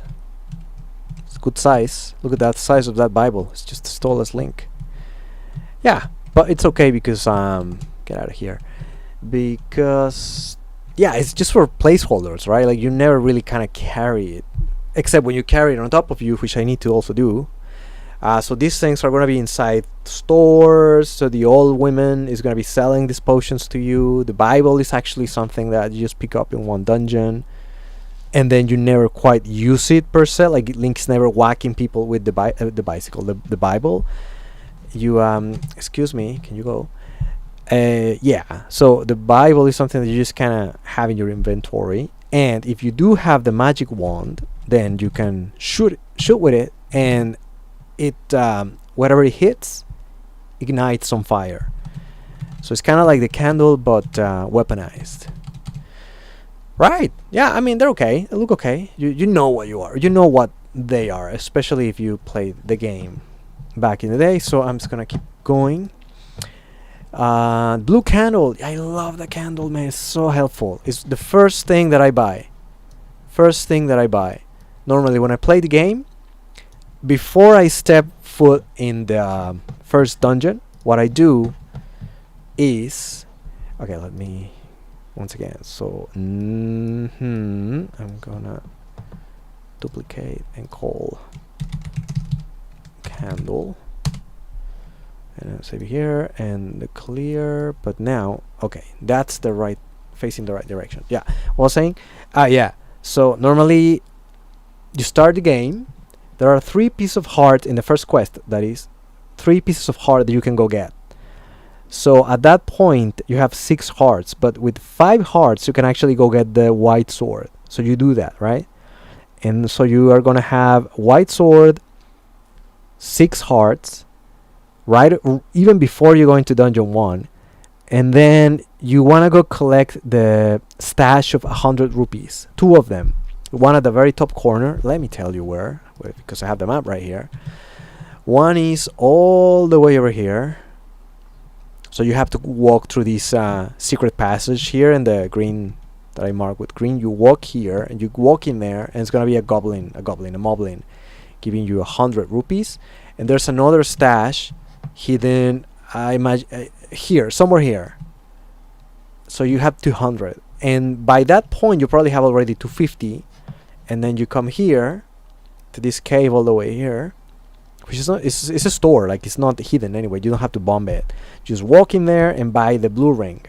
So you're really good at that point, because you have blue ring, you have a bunch of hearts, you have the white sword, and then you can start, you know, by going to dungeon 1. So that's really what I do. But before I do all that, I like to get the candle. So the candle, and then I get their blue ring, because with the candle you can unlock a bunch of secret stashes. Like there's 30 rupees here, there's some here, there's a store here that sells the magical shield for cheap, but the one here you have to burn it. So you can burn a few bushes right there and get some money. So yeah, blue candle for the win, man. All right, so I hope I can make it justice to this beautiful blue candle. Let's do it. So it's the same colors as the blue potion. So we start.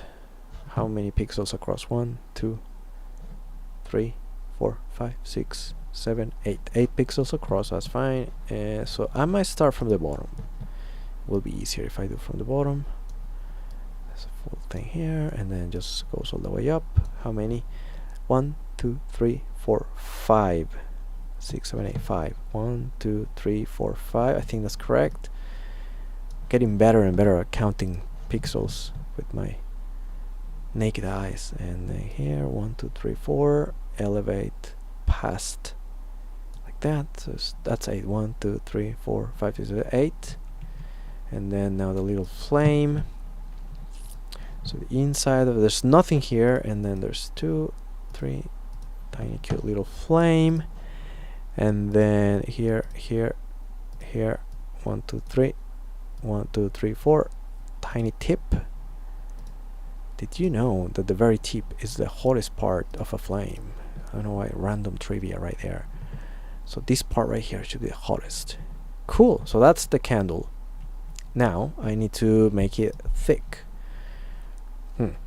Just like we did with the other things, right? With the other elements. So I'm gonna move it here, right? And just give it some depth. Oops. Like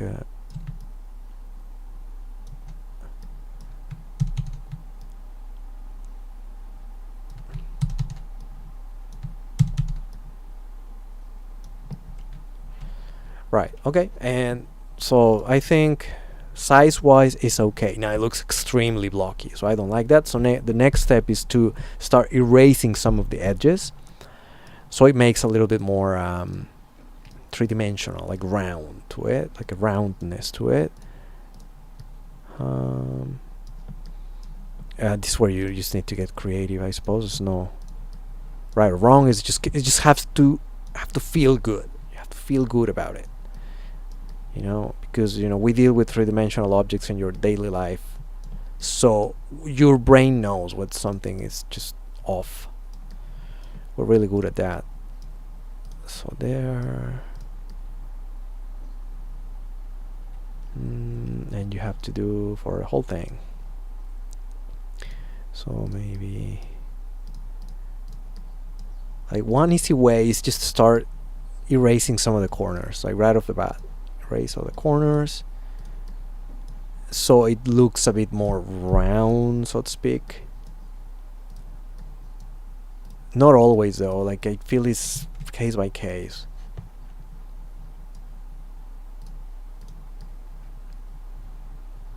I don't know, like that.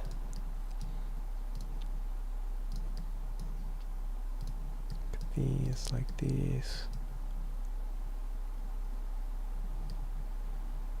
It's okay if I delete. If I delete too much, I can come back to it later and just reattach it. Okay, maybe here and here, and here and here. Right, and then this is very blocky as well, so not a problem. You can just get rid of the outside corners, make it a little bit more thin and circular as much as possible. Similar here, you can get creative with it, I suppose, like maybe give it some kind of pattern, right? Like how about if we just kind of like do something like this, and then even kind of just oops, send the bottom too.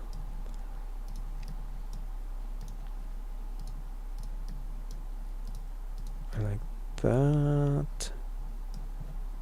Maybe this one too. Maybe like being really artistic there. I'm being sarcastic, guys. Like I don't know what I'm doing. So yeah, as long as it feels good, then that's my threshold here. Should I shave away a little bit more? Nah, that's okay. It's a little bit thick though. Let me try to erase the whole line here.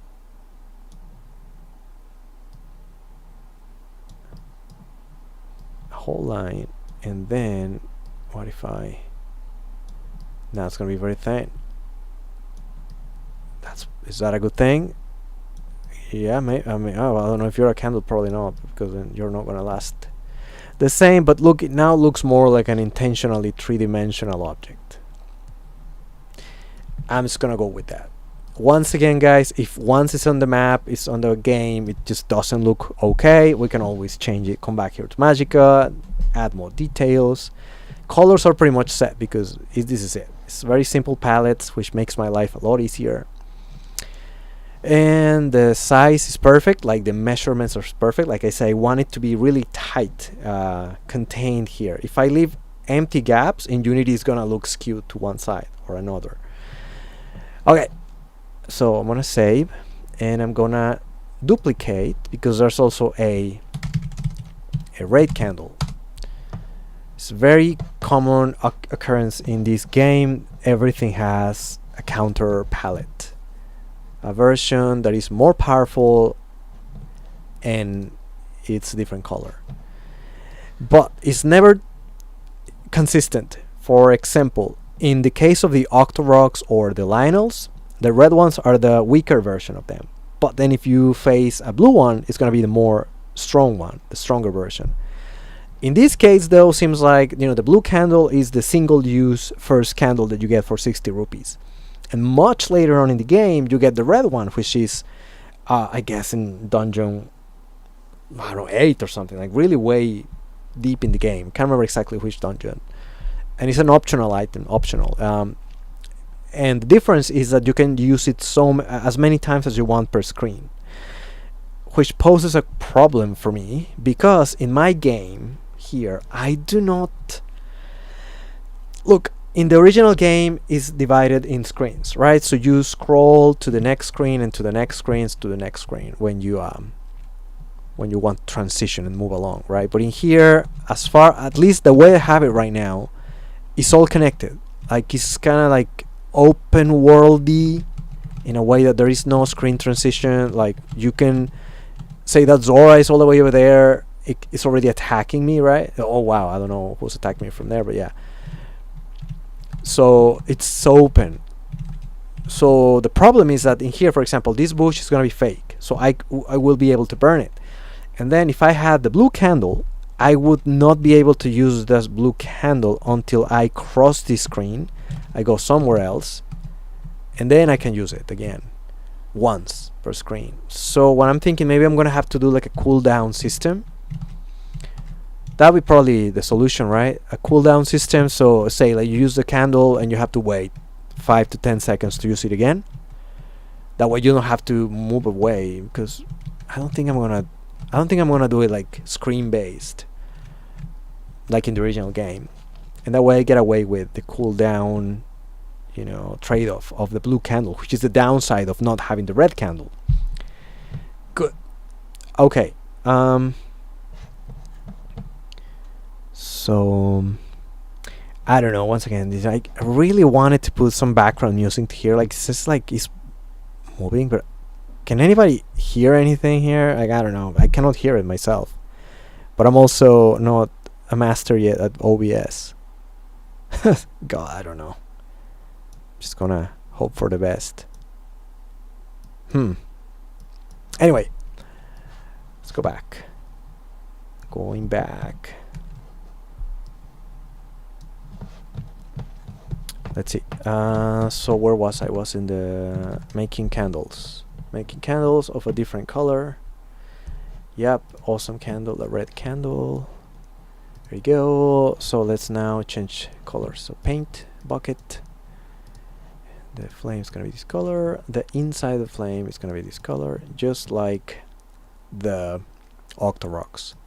Now I know it might look different. This actually it does look quite different. Like this red and this red. This one looks a lot brighter.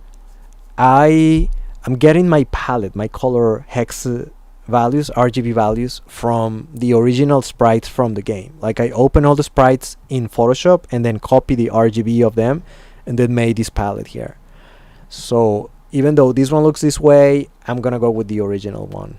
And besides, once you put it in the game and you start adding the lights from the game, it looks different anyway, so it's okay. we can live with that.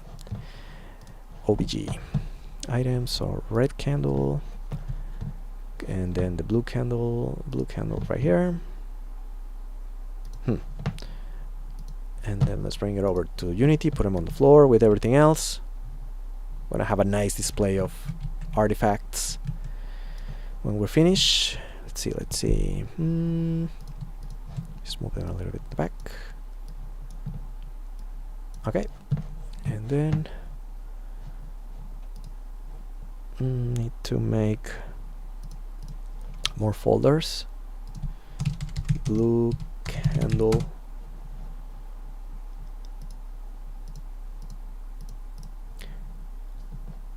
red candle,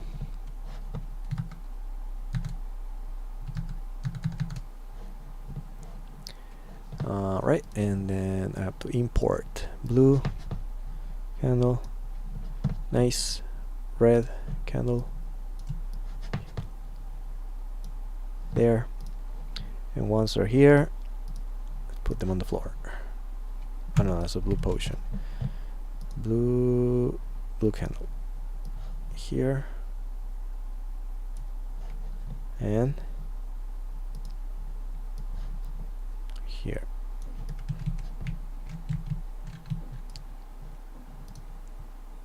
Whoops, look at that.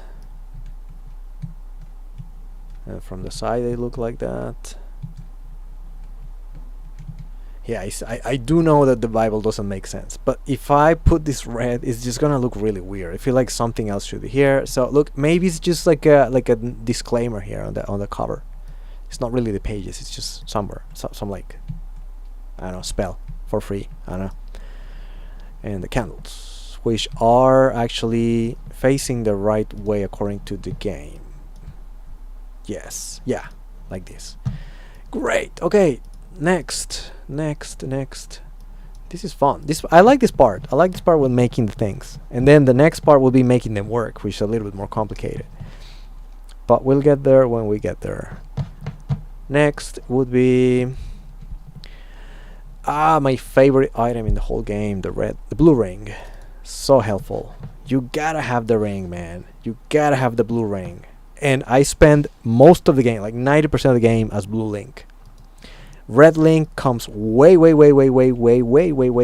at the end, like just essentially for the last fight with Ganon, which is a bit of a shame. But I get it because the red ring is incredibly overpowered otherwise. Like, the deal with the rings, right? So in the beginning you're green Link, and with the blue ring you become blue Link, and you only get 50% of the damage, right? So that alone is great. Imagine that all your hearts suddenly get double, and then with the red ring you get, instead of 50% of the damage, you only get 25% of the damage. So imagine you have like 4 times the hearts from the beginning, which is insane. But you know, later on in the game with the Wizrobes and more dangerous enemies, it becomes quite. Blue ring, I would say, is mandatory for me at least. The red ring is a bit of a luxury, and Link looks freaking like evil, man. Red Link looks evil because it has like red eyes and stuff. Like, it's pretty cool. Yeah, in fact, I already showed him a little bit before, but let me show him once again, just because he's pretty badass. I have all my stuff now connected here. No, that's not it. It's palette here. Red Link with magical sword and the magical shield. Like, this is when Link means business. Overpower linked. Yeah, look at that. Yeah, look at the eyes. It's ready to kill. Deadly. It's gonna be killing Octoroks. Pew, pew, pew, pew. There you go. Alright, so don't get distracted. Blue ring, let's go. Alright, so once again I'm gonna duplicate blue ring, and I can rotate it. You're not doing that again to me, you Magika. And this thing is small, so it's 1, 2, 3, 4, 5, 6, 7 across. Okay, and top bottom is 1, 2, 3, 4, 5, 6, 7, 8, 9. It's just 9. Something like that. Great. Whoops. Whoops. Yeah. Man, it's getting hot in here. Oof. You know that deal with Japanese summer, because I'm in Tokyo right now. It's hot, which it's okay because I'm originally from Mexico, so you know hot weather is not a problem. But man, it's humid. Like we don't get the same temperatures, you know, as high as I get them back in Mexico. But dude, they feel so much worse here because it's so humid, and so you're sweating, and it's so uncomfortable. That's kind of what Japanese summer is known for. It's like called mushi atsui. Mushi means like humid. So it takes a while to get used to. Like, I mean, I hate complaining about the hot weather because I do not like the cold weather either. Like, in fact, I'll take the hot weather anytime. But the Japanese hot weather is especially tough sometimes, man. It's like I feel like you cannot be clean, like fresh, wherever you go. Like if I need to walk, say when I go to the office, right? So I get on my bicycle, and then I go to the train station, and then I get on the train, and then from the train station I walk to my office, right? It's by the time, you know, when I'm riding my bicycle, I'm already kind of sweaty. So what I've been doing now is like I carry like undershirts like these ones. Like I wear them anyway all the time. And the moment I get to my office, I change this undershirt before I go into my seat and everything, because otherwise I just feel so uncomfortable. Ah man, yeah. But when I'm in Mexico, it's a dry heat where I'm from in the north. It's called Monterrey, and you just kind of you sweat, but you get dry immediately. It's really strange. So you could be like 40 degrees over there, and it's it's tough, but it's not as bad. Like I'm not as uncomfortable, because as long as you can be in the shade or something, like you're okay. But in here, man, you cannot escape the humidity. Oh man, what am I doing? So yeah, that's I don't know where is it for, like where you guys are, but man, holy moly. Now let's see what's gonna be the challenge when making a three-dimensional ring coming from a two-dimensional one. I'm just gonna give it one more layer.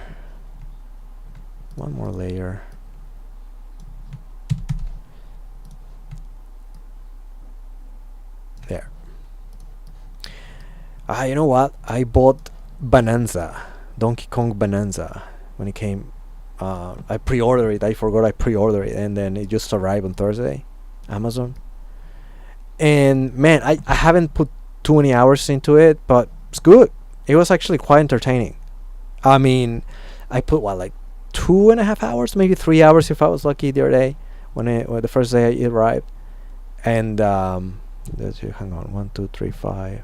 Okay, I was gonna do 4. Sorry.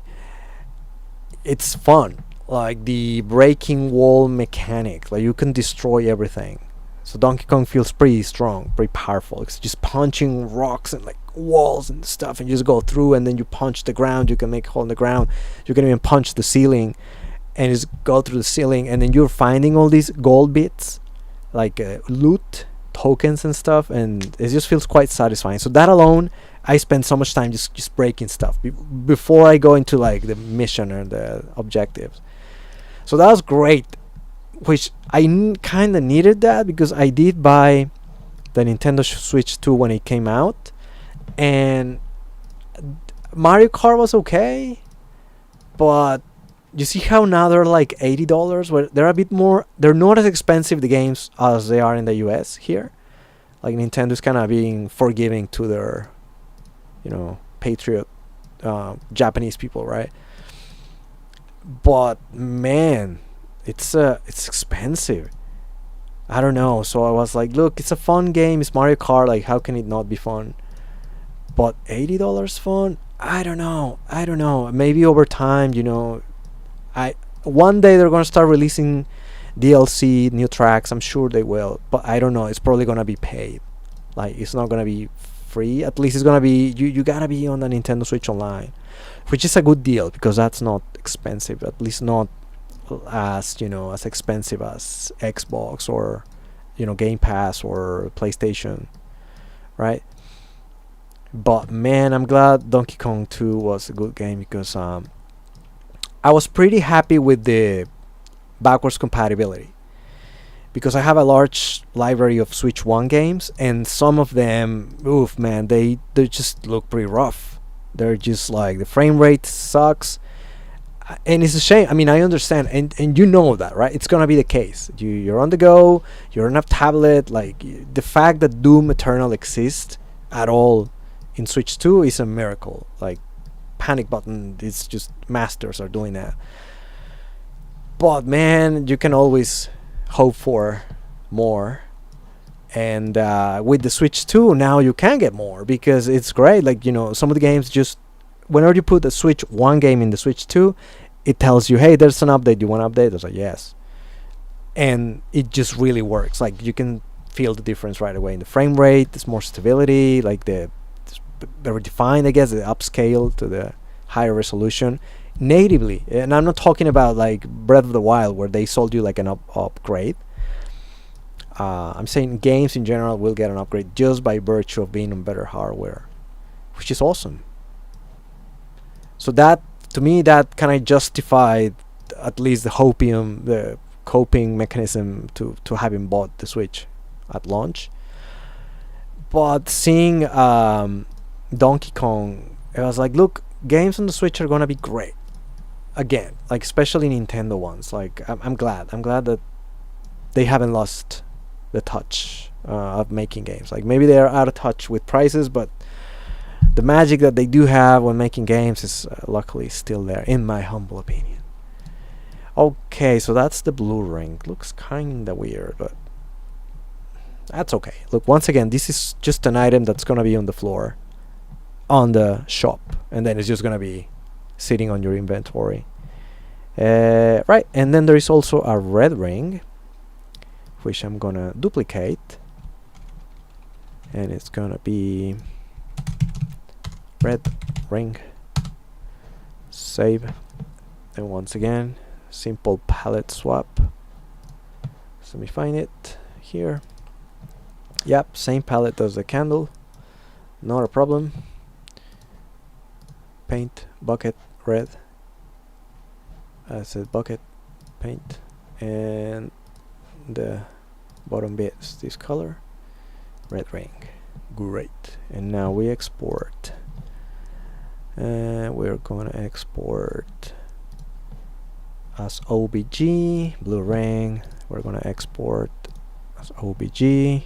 Great. And then going back to Unity, and then gotta make more folders for my new stuff. Create. Is there anybody from Japan here? Like, I wonder, because I know the time difference with Americas right now is quite large, so I wonder sometimes where the audience from this game videos come from. Blue ring. I wonder if even like Japanese people watching, maybe just out of curiosity. Who knows? 誰か日本語を話せますか？このチャットの中にいる人。日本人いらっしゃいますでしょうか？わかんない。I don't know. Red ring. Where did I export? Red ring, red ring, red ring. Here. Yeah, and I got another good thing about being in Japan right now is Monday is off. Monday is, what is it? Ocean Day? Yeah, Ocean Day. So, yeah, tomorrow, the last thing I'm gonna be doing is going to the ocean, because everybody will be there. So I'm gonna pass. But yeah, I should probably get to the ocean. In the water, man. I'm complaining about the weather, and then it's too hot, but then I'm not going to the beach. They look adorable. Blue ring. Oh my god, they look adorable. I mean, it's weird that I say that myself. I mean, I didn't make them. I just kind of like transformed them into 3D. And the guys who made those, I mean, I love pixel art, man. I love it. I don't know. It just makes me feel happy. Pixel art. Yeah, it's probably part of my traumas and my... I have all this stuff behind me. I'm gonna be honest here with you guys. I have a problem. I don't know if you know. This is my latest acquisition. I'm trying to collect Nintendo NES games, which is where it all started for me. But this particular game, Panic Restaurant, holy shit! It's one of those ones. Expensive. It's one of those that you have to prepare for, and you know, before you make the purchase, I have to. Okay, so we made the blue ring. I have the bomb already, which I can just put it there. Bomb, boom, boom, boom, boom. I put it in loot. But I'm just gonna put it there for reference. So the bomb's there. Nice. The boomerang. The boomerang. Let's do it. Let's make the little boomerang. So this is gonna be interesting to make too, because you know, yeah, making it into 3D is one thing, but then giving the logic to it. So the boomerang is, you know, you throw it out. If it hits the enemy is frozen, just for a couple seconds or 3 seconds, something like that. And then the boomerang has to come back to you. But you can shoot the boomerang, walk, and then the boomerang is gonna find you wherever you are. So it can be like a triangle motion. So I need to program that later. And then there's a magical boomerang. So this one is, imagine that you shoot it for a couple meters, and the magical boomerang just like twice that. So it reaches further. I think they freeze the enemy for about the same amount of time. 1, 2, 3, 4, 5, 6, 7, 8. 8 height. So okay, I'm gonna duplicate that. The boomerang. Boomerang, that's how you spell it, right? Yeah. And then so it's what do you say? 1, 2, 3, 4, 5, 6, 7, 8. Height is 8. So it's smaller than the ring. Interesting. And then across is 1, 2, 3, 4, 5. Oh my god, it's tiny. It's tiny. Oh, interesting. All right. Okay, so clear. Let's go. So this is Link's palette. This is original Link palette. So green skin, hair. The tunic, the skin, and the hair. No, that's not like it. It's 1, 2, 3. Little snake right there. That's all. That's all for green. And then this is the skin color. It's not quite the orange one. And then so 1, 2, 3. One like this. And as I explained, it's wait, no, it must be this one then. Because this is Link. These 3 I remember. Okay, no, you're right. It kind of looks very different. Here, here, here, here, here, here, here. Attach. 1, 2, 1, 2. And then so 1, 2, 3, 4, 5, 6, 7, 8. Yep, we got a boomerang. And now I need to make it thick.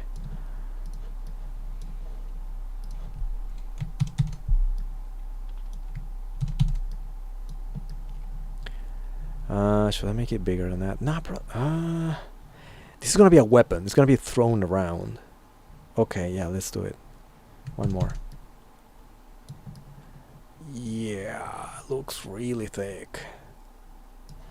Okay, I'm gonna shave a little bit of the edges. See how it looks. Maybe even just like the whole.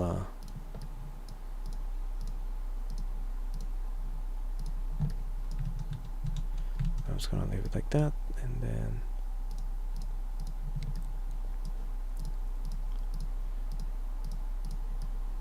like that. So I'm gonna do the same here.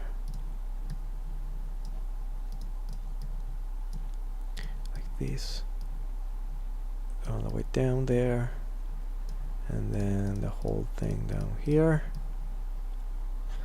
Looks more like a bow now. But it's gonna be small, right? I mean, it's huge. It's kind of too thick. What does it look like if I just do that? Yeah, it's okay. Yeah, it's cool. That kind of looks cool. Nice. Okay. Like this. Right, and then we just need to save. And then, of course, following the tradition, there's gonna be another boomerang, which the one I was talking about, the magical boomerang. So I just need to duplicate this one. It's gonna be boomerang magic. So it's easy for me to find later with same B. Boomerang magic. And is paint white and dark blue and light blue. Easy. Let's go and let's export boomerang magic and blah blah blah, blah boomerang. It's here, there, and put it back in the game. Make our folders, items, create folder, boomerang, and folder magical boomerang. Good. Boomerang. There you go. No. Let me be consistent with my naming, right? The boomerang magic. Actually, I should probably change the name of everything here. This is a convention that I have with myself, like candle blue, like put the name of the object and then the descriptor. So it's easier to find later on. So candle red, like it's not grammatically correct, but it's okay.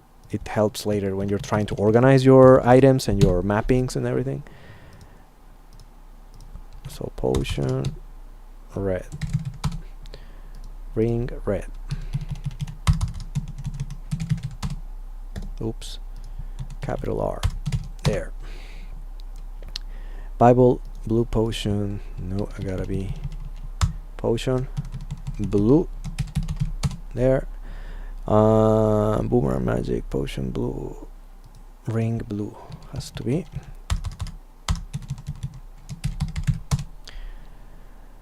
Ring potion candle column boomerang. Yeah, that's what I wanted. Gotcha. Now bring them over. Boomerang. So over here. Boomerang magic. And boomerang regular. Boomerang not magic. Nice. And then let's put here. Start like making another line.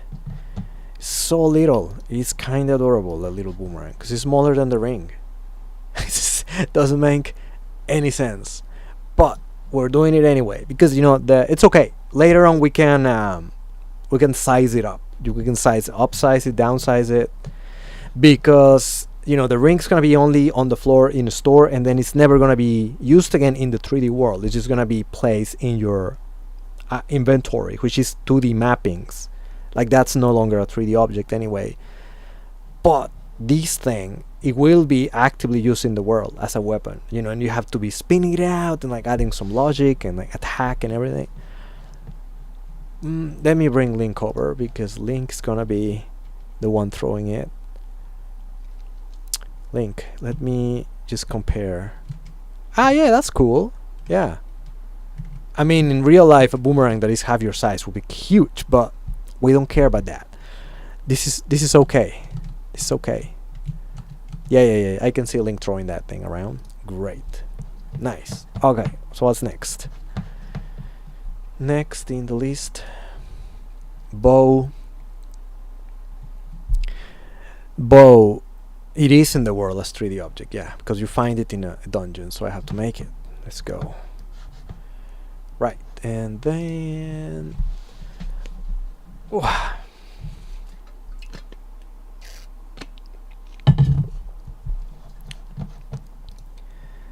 How long have we been streaming today? It's 2 hours. Nice. Look, like I say, tomorrow is a day off, so I'm here. I don't have to worry about work. Yeah, I'm not, my day job is not game development. This is my hobby. That's like, I'm hoping one day I'll transition into something that I can actually do this more often. This is just for fun. But I do code, I do make software, but more like medical software here in Japan. It's we prevent dementia with AI tools and like some cool stuff going on. So yeah, I know in the grand scheme of things, I'm probably helping more humanity that way, I think. My little grain of sand. But I also like to entertain and I like to be happy, and this is the kind of stuff that I like to do. Because this is the kind of stuff that I like for the last 40 something years, if I must say. So I don't think it's gonna change. If it hasn't changed in that long a time, it's not changing. So I'm happy to continue doing this kind of stuff. And Zelda, man, I'm telling you, it's 1986 when it came out. It came out first, obviously, in Japan, and I have the disc and the cartridge, that started it all, and then obviously I have the golden card that it's legendary, and it's the one that I actually had when I was little. So man, those things are legendary. 1, 2, 3, 4, 5, 6, 7, 8, 9, 10, 11, 12, 13, 15, 16, 18, 19. That's strange. Is that correct? This one is a little bit it's huge. Can I count? No, I cannot count like that. 1, 2, 3. Look, let's see. So this is 235. No, 160 height, and that's 1, 2, 3, 4, 5. 160, right? Okay, so that's 10, 11, 15. There. Okay, so this is gonna be the bow. And there's only one bow. There's different arrows. There's 2 different arrows. Bows 15. There. And then across 1, 2, 3, 4, 5. No. 1, 2, 3, 4, 5. 5, 6, 7, 8. Across is 8. Like that. So that's way bigger than the boomerang. Clear. Nice.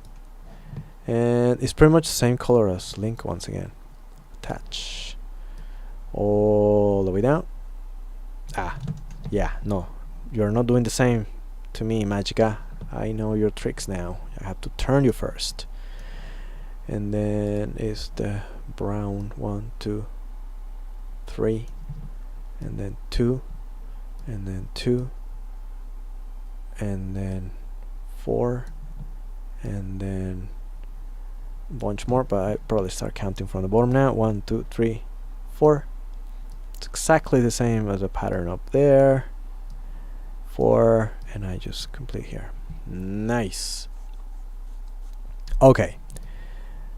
Easy. Now let's give it some depth. Not like that. More like this. I don't know. I mean, I don't want to make it too thick. It's a bow and arrow. It's like the simplest. In fact, like the string, I can just probably make it like really thin. Maybe I can give it some like edges there. Maybe here. What if I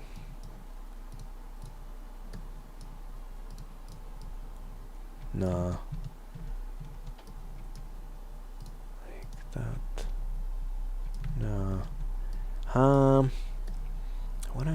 No, it's okay. Oh man. Should what if I just leave like that? I'm not sure. Let me see. I might go backwards on this. I might go back on my decision here.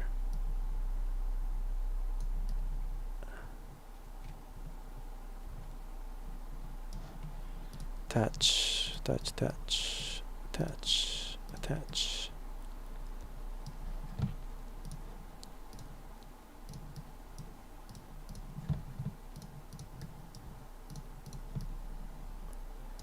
Maybe.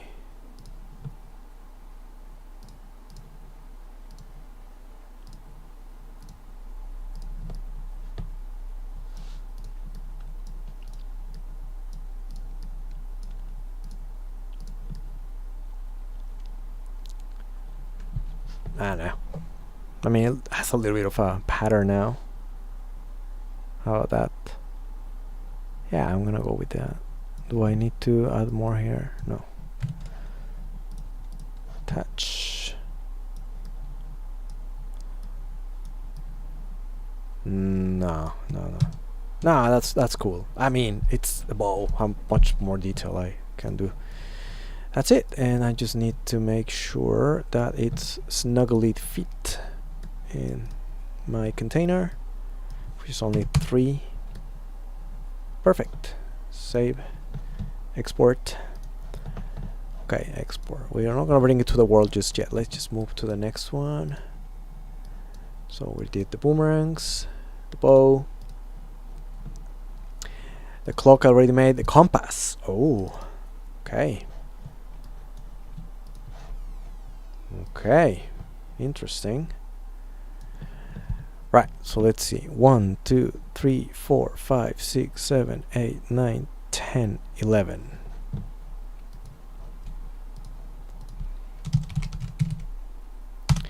You know what? The compass is a dungeon item. I'm gonna be working on dungeons way later down the road, but okay, let's just do it. I'm here. Let's do it. I was gonna do dungeon stuff later on, but I might as well just do it now. 1, 2, 3, 4, 5, 6, 7, 8, 9, 10, 11, 12.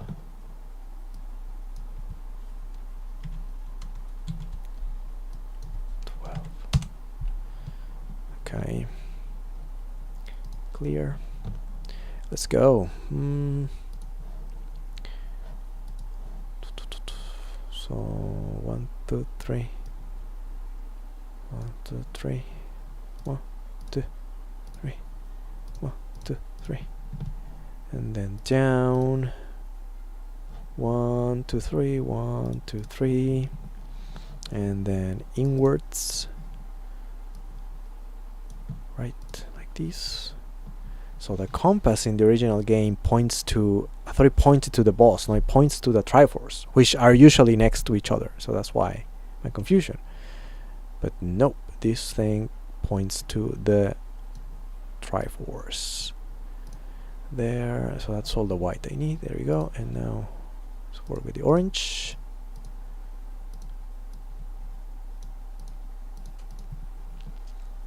Like this, like this, like this, all the way up.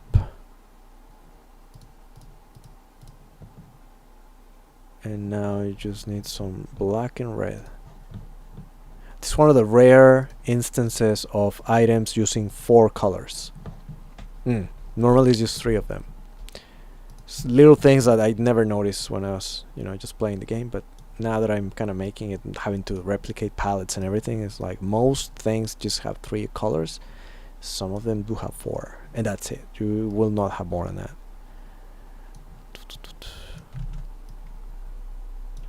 There, and like this, like this, like this, like this, and the tip is red as well.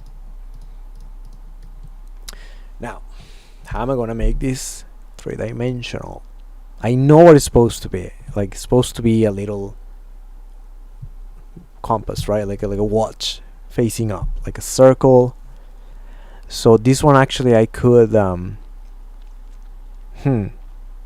but this thing is not an item that you're gonna be carrying. It's not an item you're gonna be throwing around. It's one of those that is just sitting on the floor in a dungeon, and all of them in every dungeon actually, and then it's just gonna be in your 2D sprite list. So I don't need to make it like perfectly visible from every angle. It just needs to look good from the front. In that case, I'm just gonna do what I did before, like so.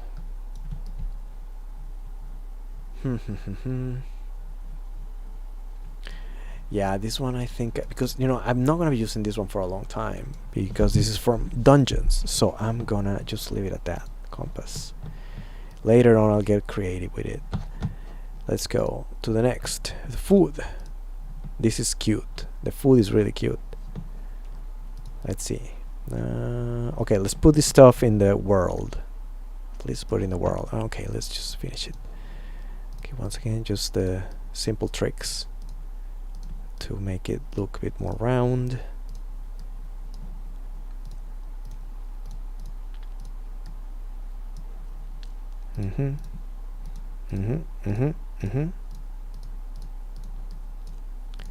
Like so.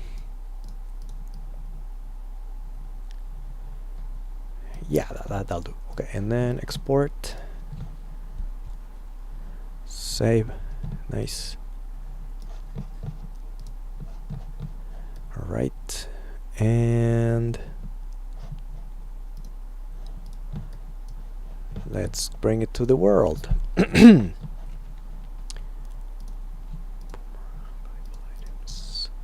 Create bow and compass.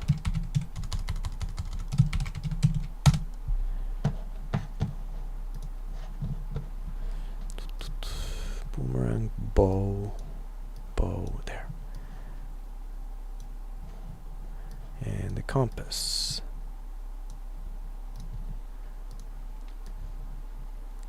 Nice. Okay, I'm gonna put it all the way here so it doesn't cover because it's huge. The bow is kind of big. And the compass there. Compass quite big too.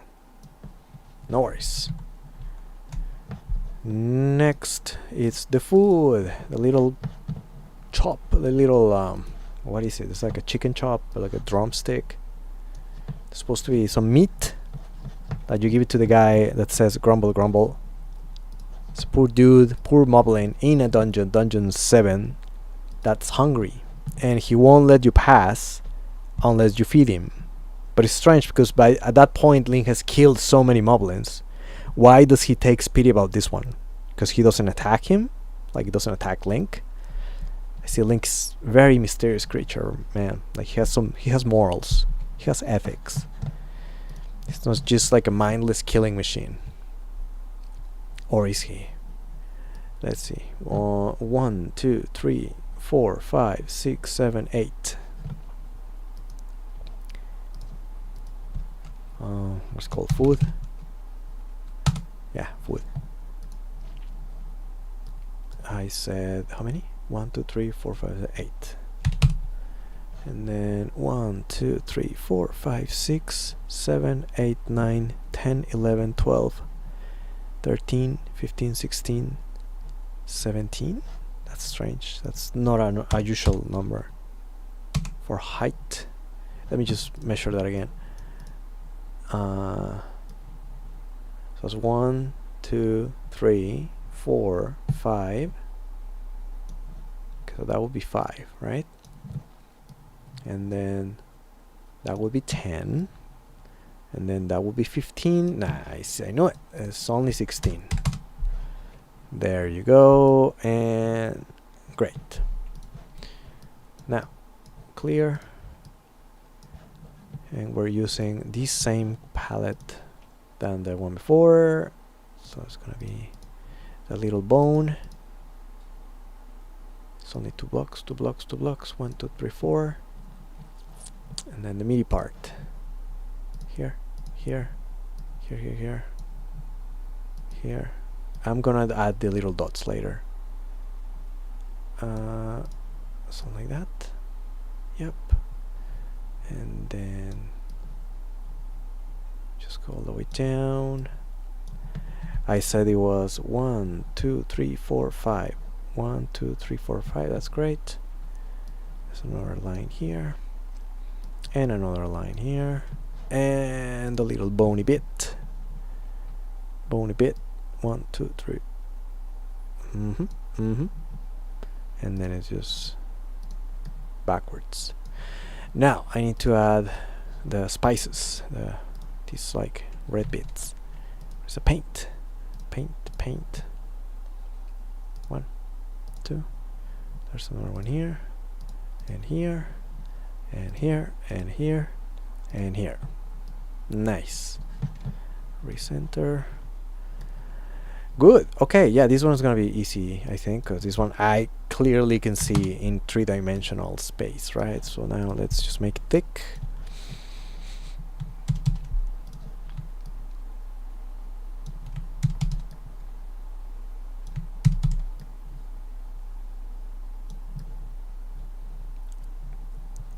One more? Sure, why not?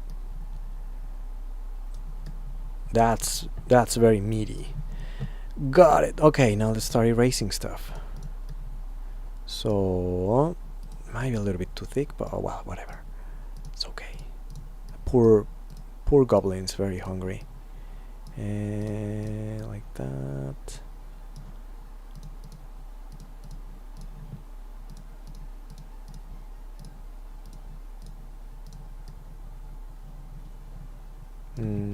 Nope. Oops.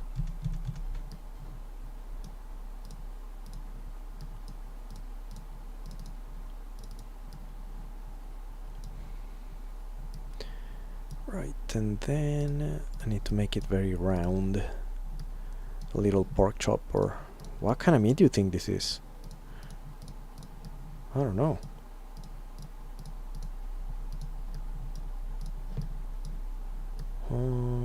Okay.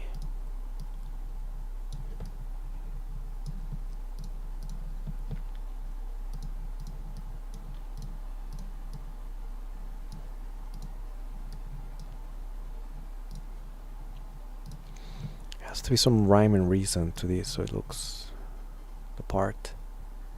Okay, let's keep going. And then here too, and then here too. Have to shave a little bit.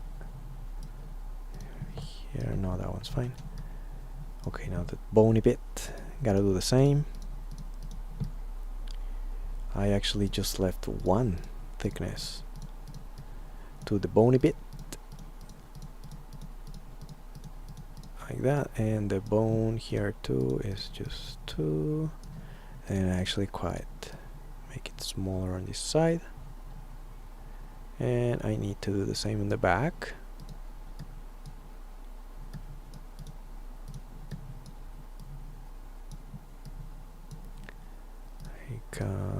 Like that.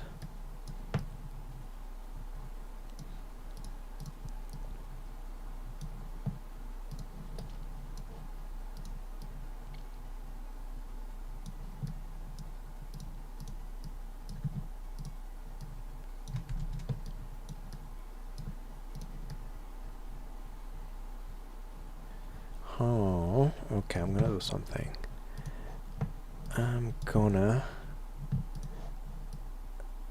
I need more space. Let's see. Not that much. That's too much space. There. Alright. And then I'm gonna add a layer, like a little layer here. So attach.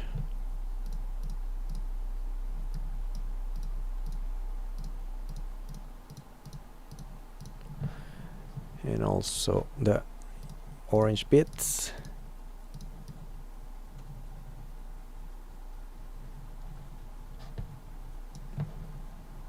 And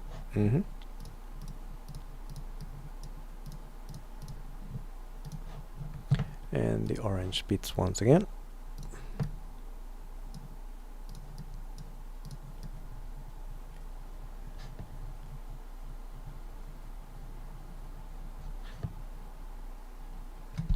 Huh. Okay, what if I erase this? What if I erase... No. Erase this. And actually that looks okay like that. And I need a couple lines there.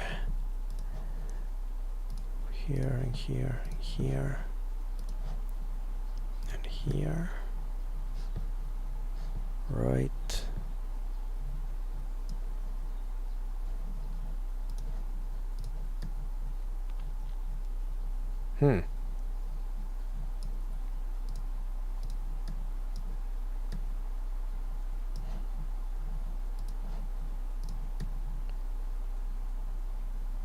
Okay. Yeah. We got our meat. No worries. And we're gonna export to Unity. Whew. Okay, I'm gonna might just do maybe a couple more. Hard container. That's in the outside world, so I need to make it. It's not only a dungeon item, so I need to make it. You can find a few of these ones in some caves. An old man is gonna give you the stupid choice of choosing between this one or a red potion. And whereas the red potion can be very helpful, especially in the end game, or at any time really, this is never the wrong choice. You should always pick hard. Alright, let's go. And let's see. You know what I didn't do?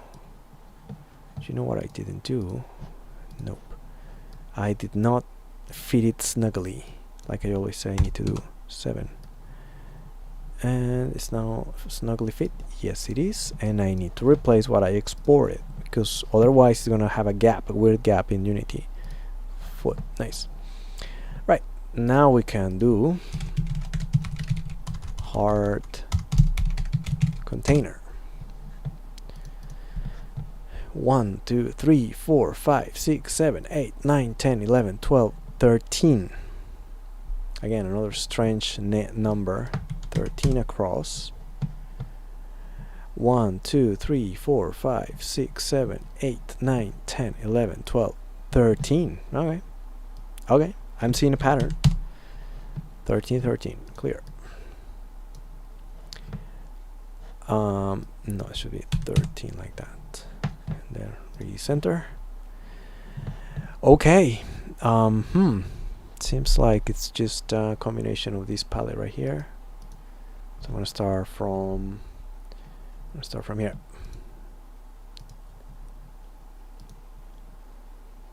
Actually, I'm just gonna do 1/2 and then mirror it.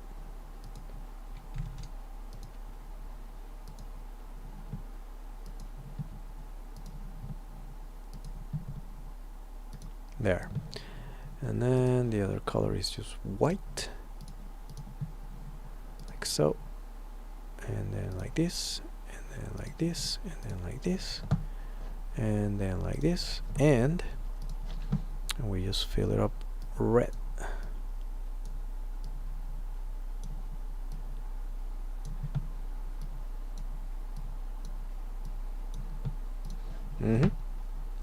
And then, because I'm lazy, I need more space. See, I knew it was larger than that. 14. Let's try again.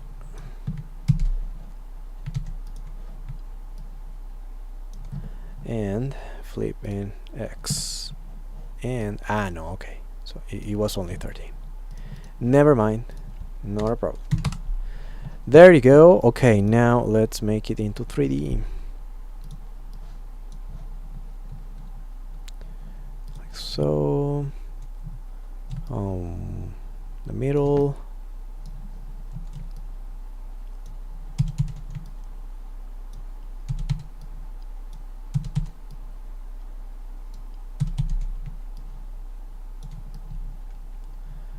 Oh, that's cute. Right, and just do some touches, make it look more three-dimensionally or roundy, so the red color is gonna be popping out. overflowing, because such an important item. Yeah, and also I have to keep reminding myself that this game only has 16 hearts, not 20. I was kind of pulling my hair the other day when I was making the health system, because I was trying to test Link at full health, and I was just hard coding 20 hearts, and it was just weird. Like the UI was kind of like overflowing and everything. I was like, dude, this game there's only 16 hearts when it's at full health, not 20. So it's one of the biggest differences with later games. Okay, yeah, that looks pretty cute. Nice. Save, object, heart container. Oof, making progress here. Okay, the key is also a world item. So the key and the food. Let me just bring this stuff to Unity, just so we can see our progress, right? Like I get excited about it. Create folder, food,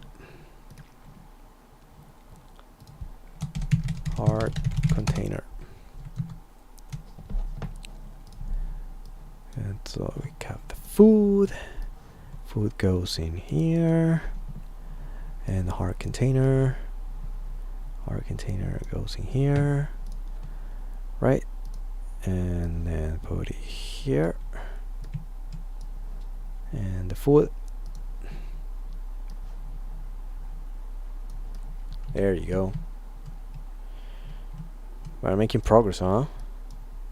Look at our stuff. Look at all our wares. Very nice. Very nice. Okay. Next. What we're doing, the key. Not a problem. 1, 2, 3, 4, 5, 6, 7, 8.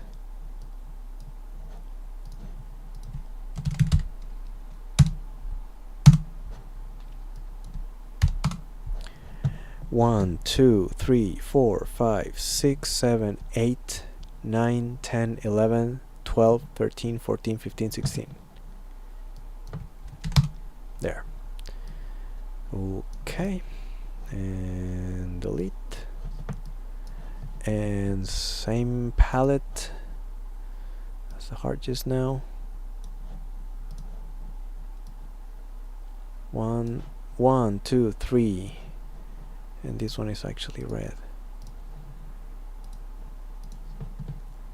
Now like that, then like this, and then 2 down, and then full line across, and there's another one, stray yellow block right there, and this one is 1, 2, 3, 1, 2, 3, and then it's just one single line all the way down, and then it crosses, and then it crosses like so, and I think that's all the yellow I need, and a white. In a corner here, it's like a glimmer here, and then the red, maybe it's like the rusty color of this key, because it's an old key. Like that, all the way down, and like this, like that. There you go. So we have the key. We got the key, and now I need to make it 3-dimensional.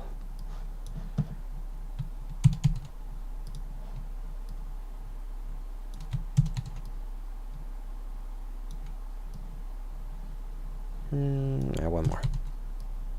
Doesn't have to be huge. Just bring it to the center.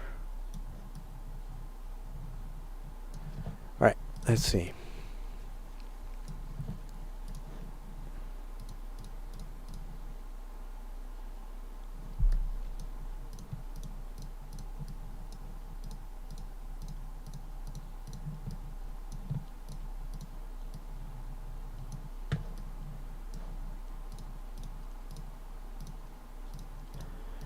What's up, Cherry? My cat's getting like, hey dude, don't forget about us. How could I? How could I forget my little bosses? Yeah, they're like my alarm clocks. They're my reminder to, you know, do stuff, to open a window, to let them out, to feed them, of course. Wake up. yeah, let them out, and like I gotta be watching them because they like to be adventurous and then just kind of leave. And I do want them to stick around. I have 3 cats. And these 3 cats, I actually brought them from overseas to Japan. They're not Japanese cats. I brought them from Brunei, of all places. Little country in the island of Borneo. I found them. Now, there's so many stray cats in Brunei. In fact, let me show her to you guys.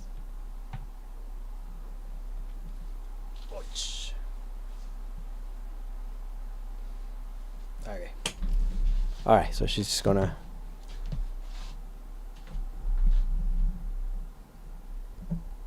Got something to say? Got a problem? Nah, she just likes company, I guess. Like, it gets lonely, right? They sleep so much. Like 17 hours a day is normal for a cat to sleep. Can you imagine? I mean, I wish I could sleep 17 hours sometimes. Just see what happens. Because, say, last night I was so tired. I went to bed early. And today I wake up and it's like, oh, I feel good. Man, like, sleeping actually helps. It's actually important. Oh, I need my 2 hands. Oh, how am I gonna do this? All right. Let me try. Let me try, Cherry. We can do this. We can do this. Don't worry. I'm gonna try not to. Oh. I'm gonna try not to upset you or like disturb you in any way, shape, or form. God, I need to move. Shit. Oh my god. How am I gonna do that? I cannot. Oh no, I can do it without clicking. Nice. Okay, never mind, Cherry. Don't you worry about nothing. So this is a 4. There, perfect. See, I can make this game with 1 hand. 2 hands are overrated. Save. Export to here. Right. And okay, 1 more item. And then I gotta go feed my cats. So, but it's great because look, from this line, I've done life potion, magical boomerang, I have the magical shield ready. I need to do the letter and the magical key. And then I still have a few more. Yeah, but look, the raft is like 3 variations, so it's not a problem. So it's, in reality, it's just 1. The map and the letter is the same palette, same thing, different palette. So I'm very close, pretty close. Yeah, I'm gonna try to do 1 more with Cherry on my shoulder. I don't know if it's gonna work. Let's see. So duplicate, and it's gonna be now what, the letter, right? Letter, we said? Yeah. Letter. Okay. Okay. So 1, 2, 3, 4, 5, 6, 7, 8. 8 across. It's probably the same as a key. 1, 2, 3, 4, 5, 6, 7, 8, 9, 10, 11, 12, 13, 14, 15, 16. Perfect. It's exactly the same. Now, I'm gonna attach like this and like this. When I was little, I did not know for the longest time what this was, because number 1, I did not have the manual. I bought this game secondhand in a flea market, so no manuals. And also, even if I had the manual, like, I probably did not know enough English to make sense of it. Yeah, the joys of, you know, not speaking English natively. Okay, like that. So yeah, for the longest time I did not know what this was, but you know, somehow we figured it out. Trial and error. I don't think I ever finished Zelda when I was little. It seems a bit, without the manual and all that, seems, you know, crazy, because you will have to bomb everything, fire every bush. Yeah, it's a bit insane. And even if you had the manual and stuff, like, the hints in game are very cryptic. Like, the things that the old man and old women say are very cryptic. Like, they're not the clearest, most straightforward things in the world. Oh my god, I made a mistake. Did I make a mistake here? Oh wait, 1 2 3 4 5 6 7 8 9 10 11 12 13 14 15 16. Okay, so I made a mistake then here. So it's 1 and there's 2, there's 3, there's another one. 1 here. Here. I know. Okay. Okay, this can go. Let's try again. So it's like like here and then here. 1 2 3 1 2 1 1 2 3 1 2 3 1 2 3 1 2, like so. Perfect. And then here it's blue bits, important letter stuff here. What's up, Cherry? Getting restless, getting tired? Why don't you stand here? Why don't you stand here for 10 seconds? Like that. Okay, I'll move the keyboard. You can stay there in the keyboard. There you go. Thank you for your cooperation. For your yeah. Now this is it's not a solo project anymore. I have to share credit with Cherry. Like that, like this, like this. I mean, now I understand what it's supposed to be. It's a piece of paper folded, but man, it doesn't really. You really had to use your imagination back in the day, and that's probably one of the reasons why these games were so good, man. Because the more active your imagination is in there, the more it captures your brain and your wonder, you know. Though it's not always the case, right? Because I also had an Atari, which is the generation before Nintendo.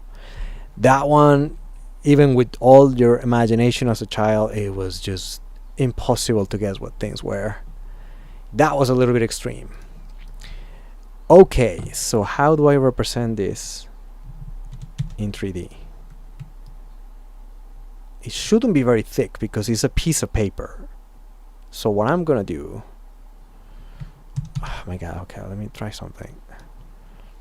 Maybe what I can do is kinda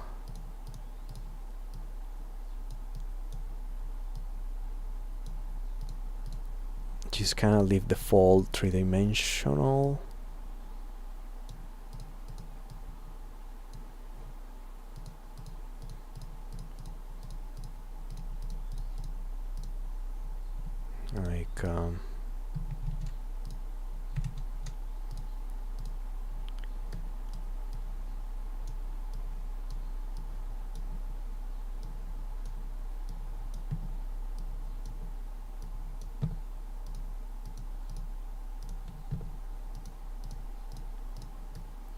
Like so.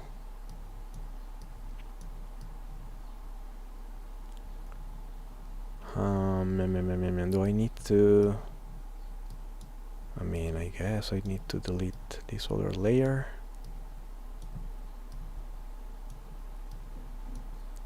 So it really looks like it's a piece of paper, like a thin piece of paper folded. Yeah, why not? There. And then maybe even like this doesn't have to be perfect, right? Maybe just like this.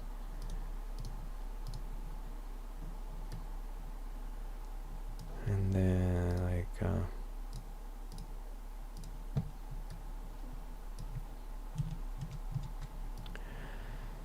that is the strangest piece of paper in the world, but it's gonna do. And while I'm here, I can also do the map, which is a dungeon item, but it's okay. You know, it's just a palette swap at this point. So let's just get on to it like that and save. And yeah, I can export now the letter, and then there's gonna be the map, and the map is same palette as the candle. The map here. So I'm just gonna paint it. there, and the letters are red. Brilliant. Map, export, map, and let's bring it onto Unity. Like so. Food, hard container. So create letter, create a folder, map. Right, and then and the key. Forgot about the key. Folder key. Right, and so the key,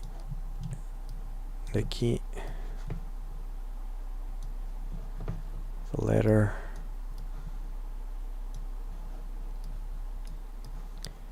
and the map. Right, so let's put them in the world. The key. Is the key facing the right way? Let me check. Did I not flip it? Ah, it's not facing the right way. Okay, let's just fix that quickly. Key. Right, I should have done that. So, flip it. Save. Overwrite. There. And also, did I do the same with the map? I think I did. Damn it. Okay. 180. Save. Export. Map. Letter. 180. Save. Export. Letter. And let's just delete these ones. And the key is gonna be gone. The key is now an orphan, so we just have to re-import what we made. So let's go map. Oh, sorry, there's more here. I need to delete the letter as well. Goodbye. And I need to delete the map. Gone. Right. Okay, let's bring it over again. Key to the key folder. Letter to the letter folder. And guess what? The map to the map folder. Nice. Okay, there you go. So the key now is facing the right way. The letter is facing the right way. And the map's facing the right way. Yes, look at that. Wow, I did good. Man, thanks for helping along the way, Cherry. And yeah, for whomever has been watching. So yeah, this is where the game's at, right? So I don't know how long it's gonna take for me to finish it. I'm gonna finish first the outside world. So as you can see, I still have a few more items to create, which it's okay, it's just part of the battle. Then I need to give them logic. So each one of them needs some code, each one of them needs to have some assignments, some role in the world, need to interact with Link and interact with enemies. Maybe some of them are just going to be for sale, so I have to have like the selling system, right? Like the rupees are going to be exchanged for objects, for items. Yeah, and then like I said, I was doing at the beginning of the video, I need to finish the caves. So finish the caves so Link can actually walk to the caves, in the caves, and then place the enemies on the map where they belong. So the Lionels are gonna be here, the genies in the graveyard, Armises where they belong, goblins and moblins are gonna be in the forest, levers in the desert, all that. Make that. And then I need to, whenever you walk into a store, I need to spawn Link in the store. I need to create the store. I need to actually, like I said at the beginning of the video, so the guy, the old dude, and the old lady from the store, so these three fellows, I need to make them. This guy too, the merchant. I need to make them and place them in the stores and all that. So, I don't know, guys. I mean, it's been 1 month and 20 days today. I think for 1 month, 20 days, part-time, I'm doing well. I'm moving along. I have not stopped. Like I said, my philosophy for this game, for this sprint, is that every day I need to do something. And then every few days I'll be making a stream here where I can show you what I've done so far, and I can, we can do stuff together for a little bit. How long till I finish? Man, oh my god, I don't know, 3 months? And look, I know it looks like there's a lot, but like I said in the beginning of the video, the devil is in the details, and that devil in the details shows up later on, at the end, when you bring everything together. And there's always a phase in which you like to refactor your code, like rewrite stuff, like, because I'm writing code as I go, right? I have an idea of the game, but I have not fully 100% architected every single moving part.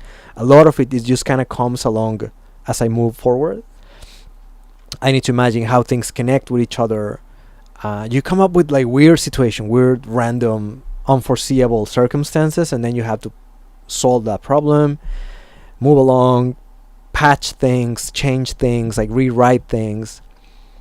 I have a lot of pieces of code that are just temporary, like doing a function right now, but I know will change in the future once other interactions are introduced. So all that takes time, and the problem is that at the end seems like it's all there, but the final finishing touches takes so much. So man, I'm very conservative if I say 2-3 months. Honestly, I'm happy if it's gonna be done by the end of the year. It's probably a lot of time. As soon as I finish though, and if it works and Link's like moving and like feels like the actual game, because that's what I'm going for. I want it to feel like the actual game, just in 3D. I want to modify the camera, I want to modify the controls. And then when all that's done, when all the outside world is done, I'm gonna start working on the dungeons. But that's kind of like part 2 of this whole affair. So maybe that's a few months down the road, right? That's the plan, because I do want to make the whole first quest.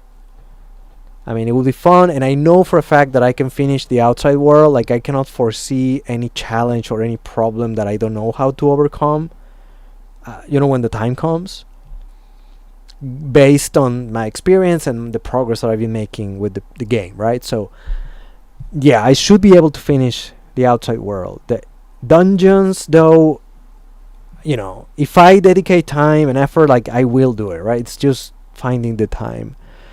And because the dungeons, they have more enemies than the outside, and each enemy, of course, has its own behavior, its own AI, if you will. And on top of that, you have bosses, right? And each boss behaves differently, so that's more AI. So right now, for example, all I have here: AI Fairy, AI Genie, AI Livers, Octorok, Peahats, Tektites. And you see, like, hey, you're missing like Lionels. But the thing is that I've been recycling AIs. Like, for example, Octoroks and Lionels. Like I wrote here.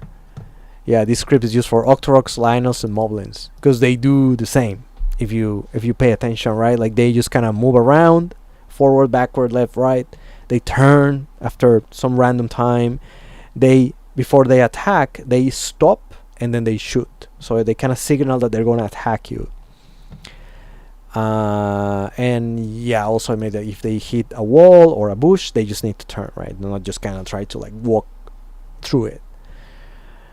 Right, so yeah, so this is just for them. It's not very complex, which is good. It's very straightforward. I guess Peahats are a bit more complex because it's like the flying bit, and they're like rotating, and rotation is very complicated in my head.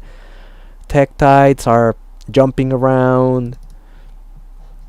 So the jump height, jump distance. You have to detect. I want to detect where they're going to land, so they don't kind of go and land where they shouldn't, like on top of a mountain. Like they should, but somewhere they can actually come back.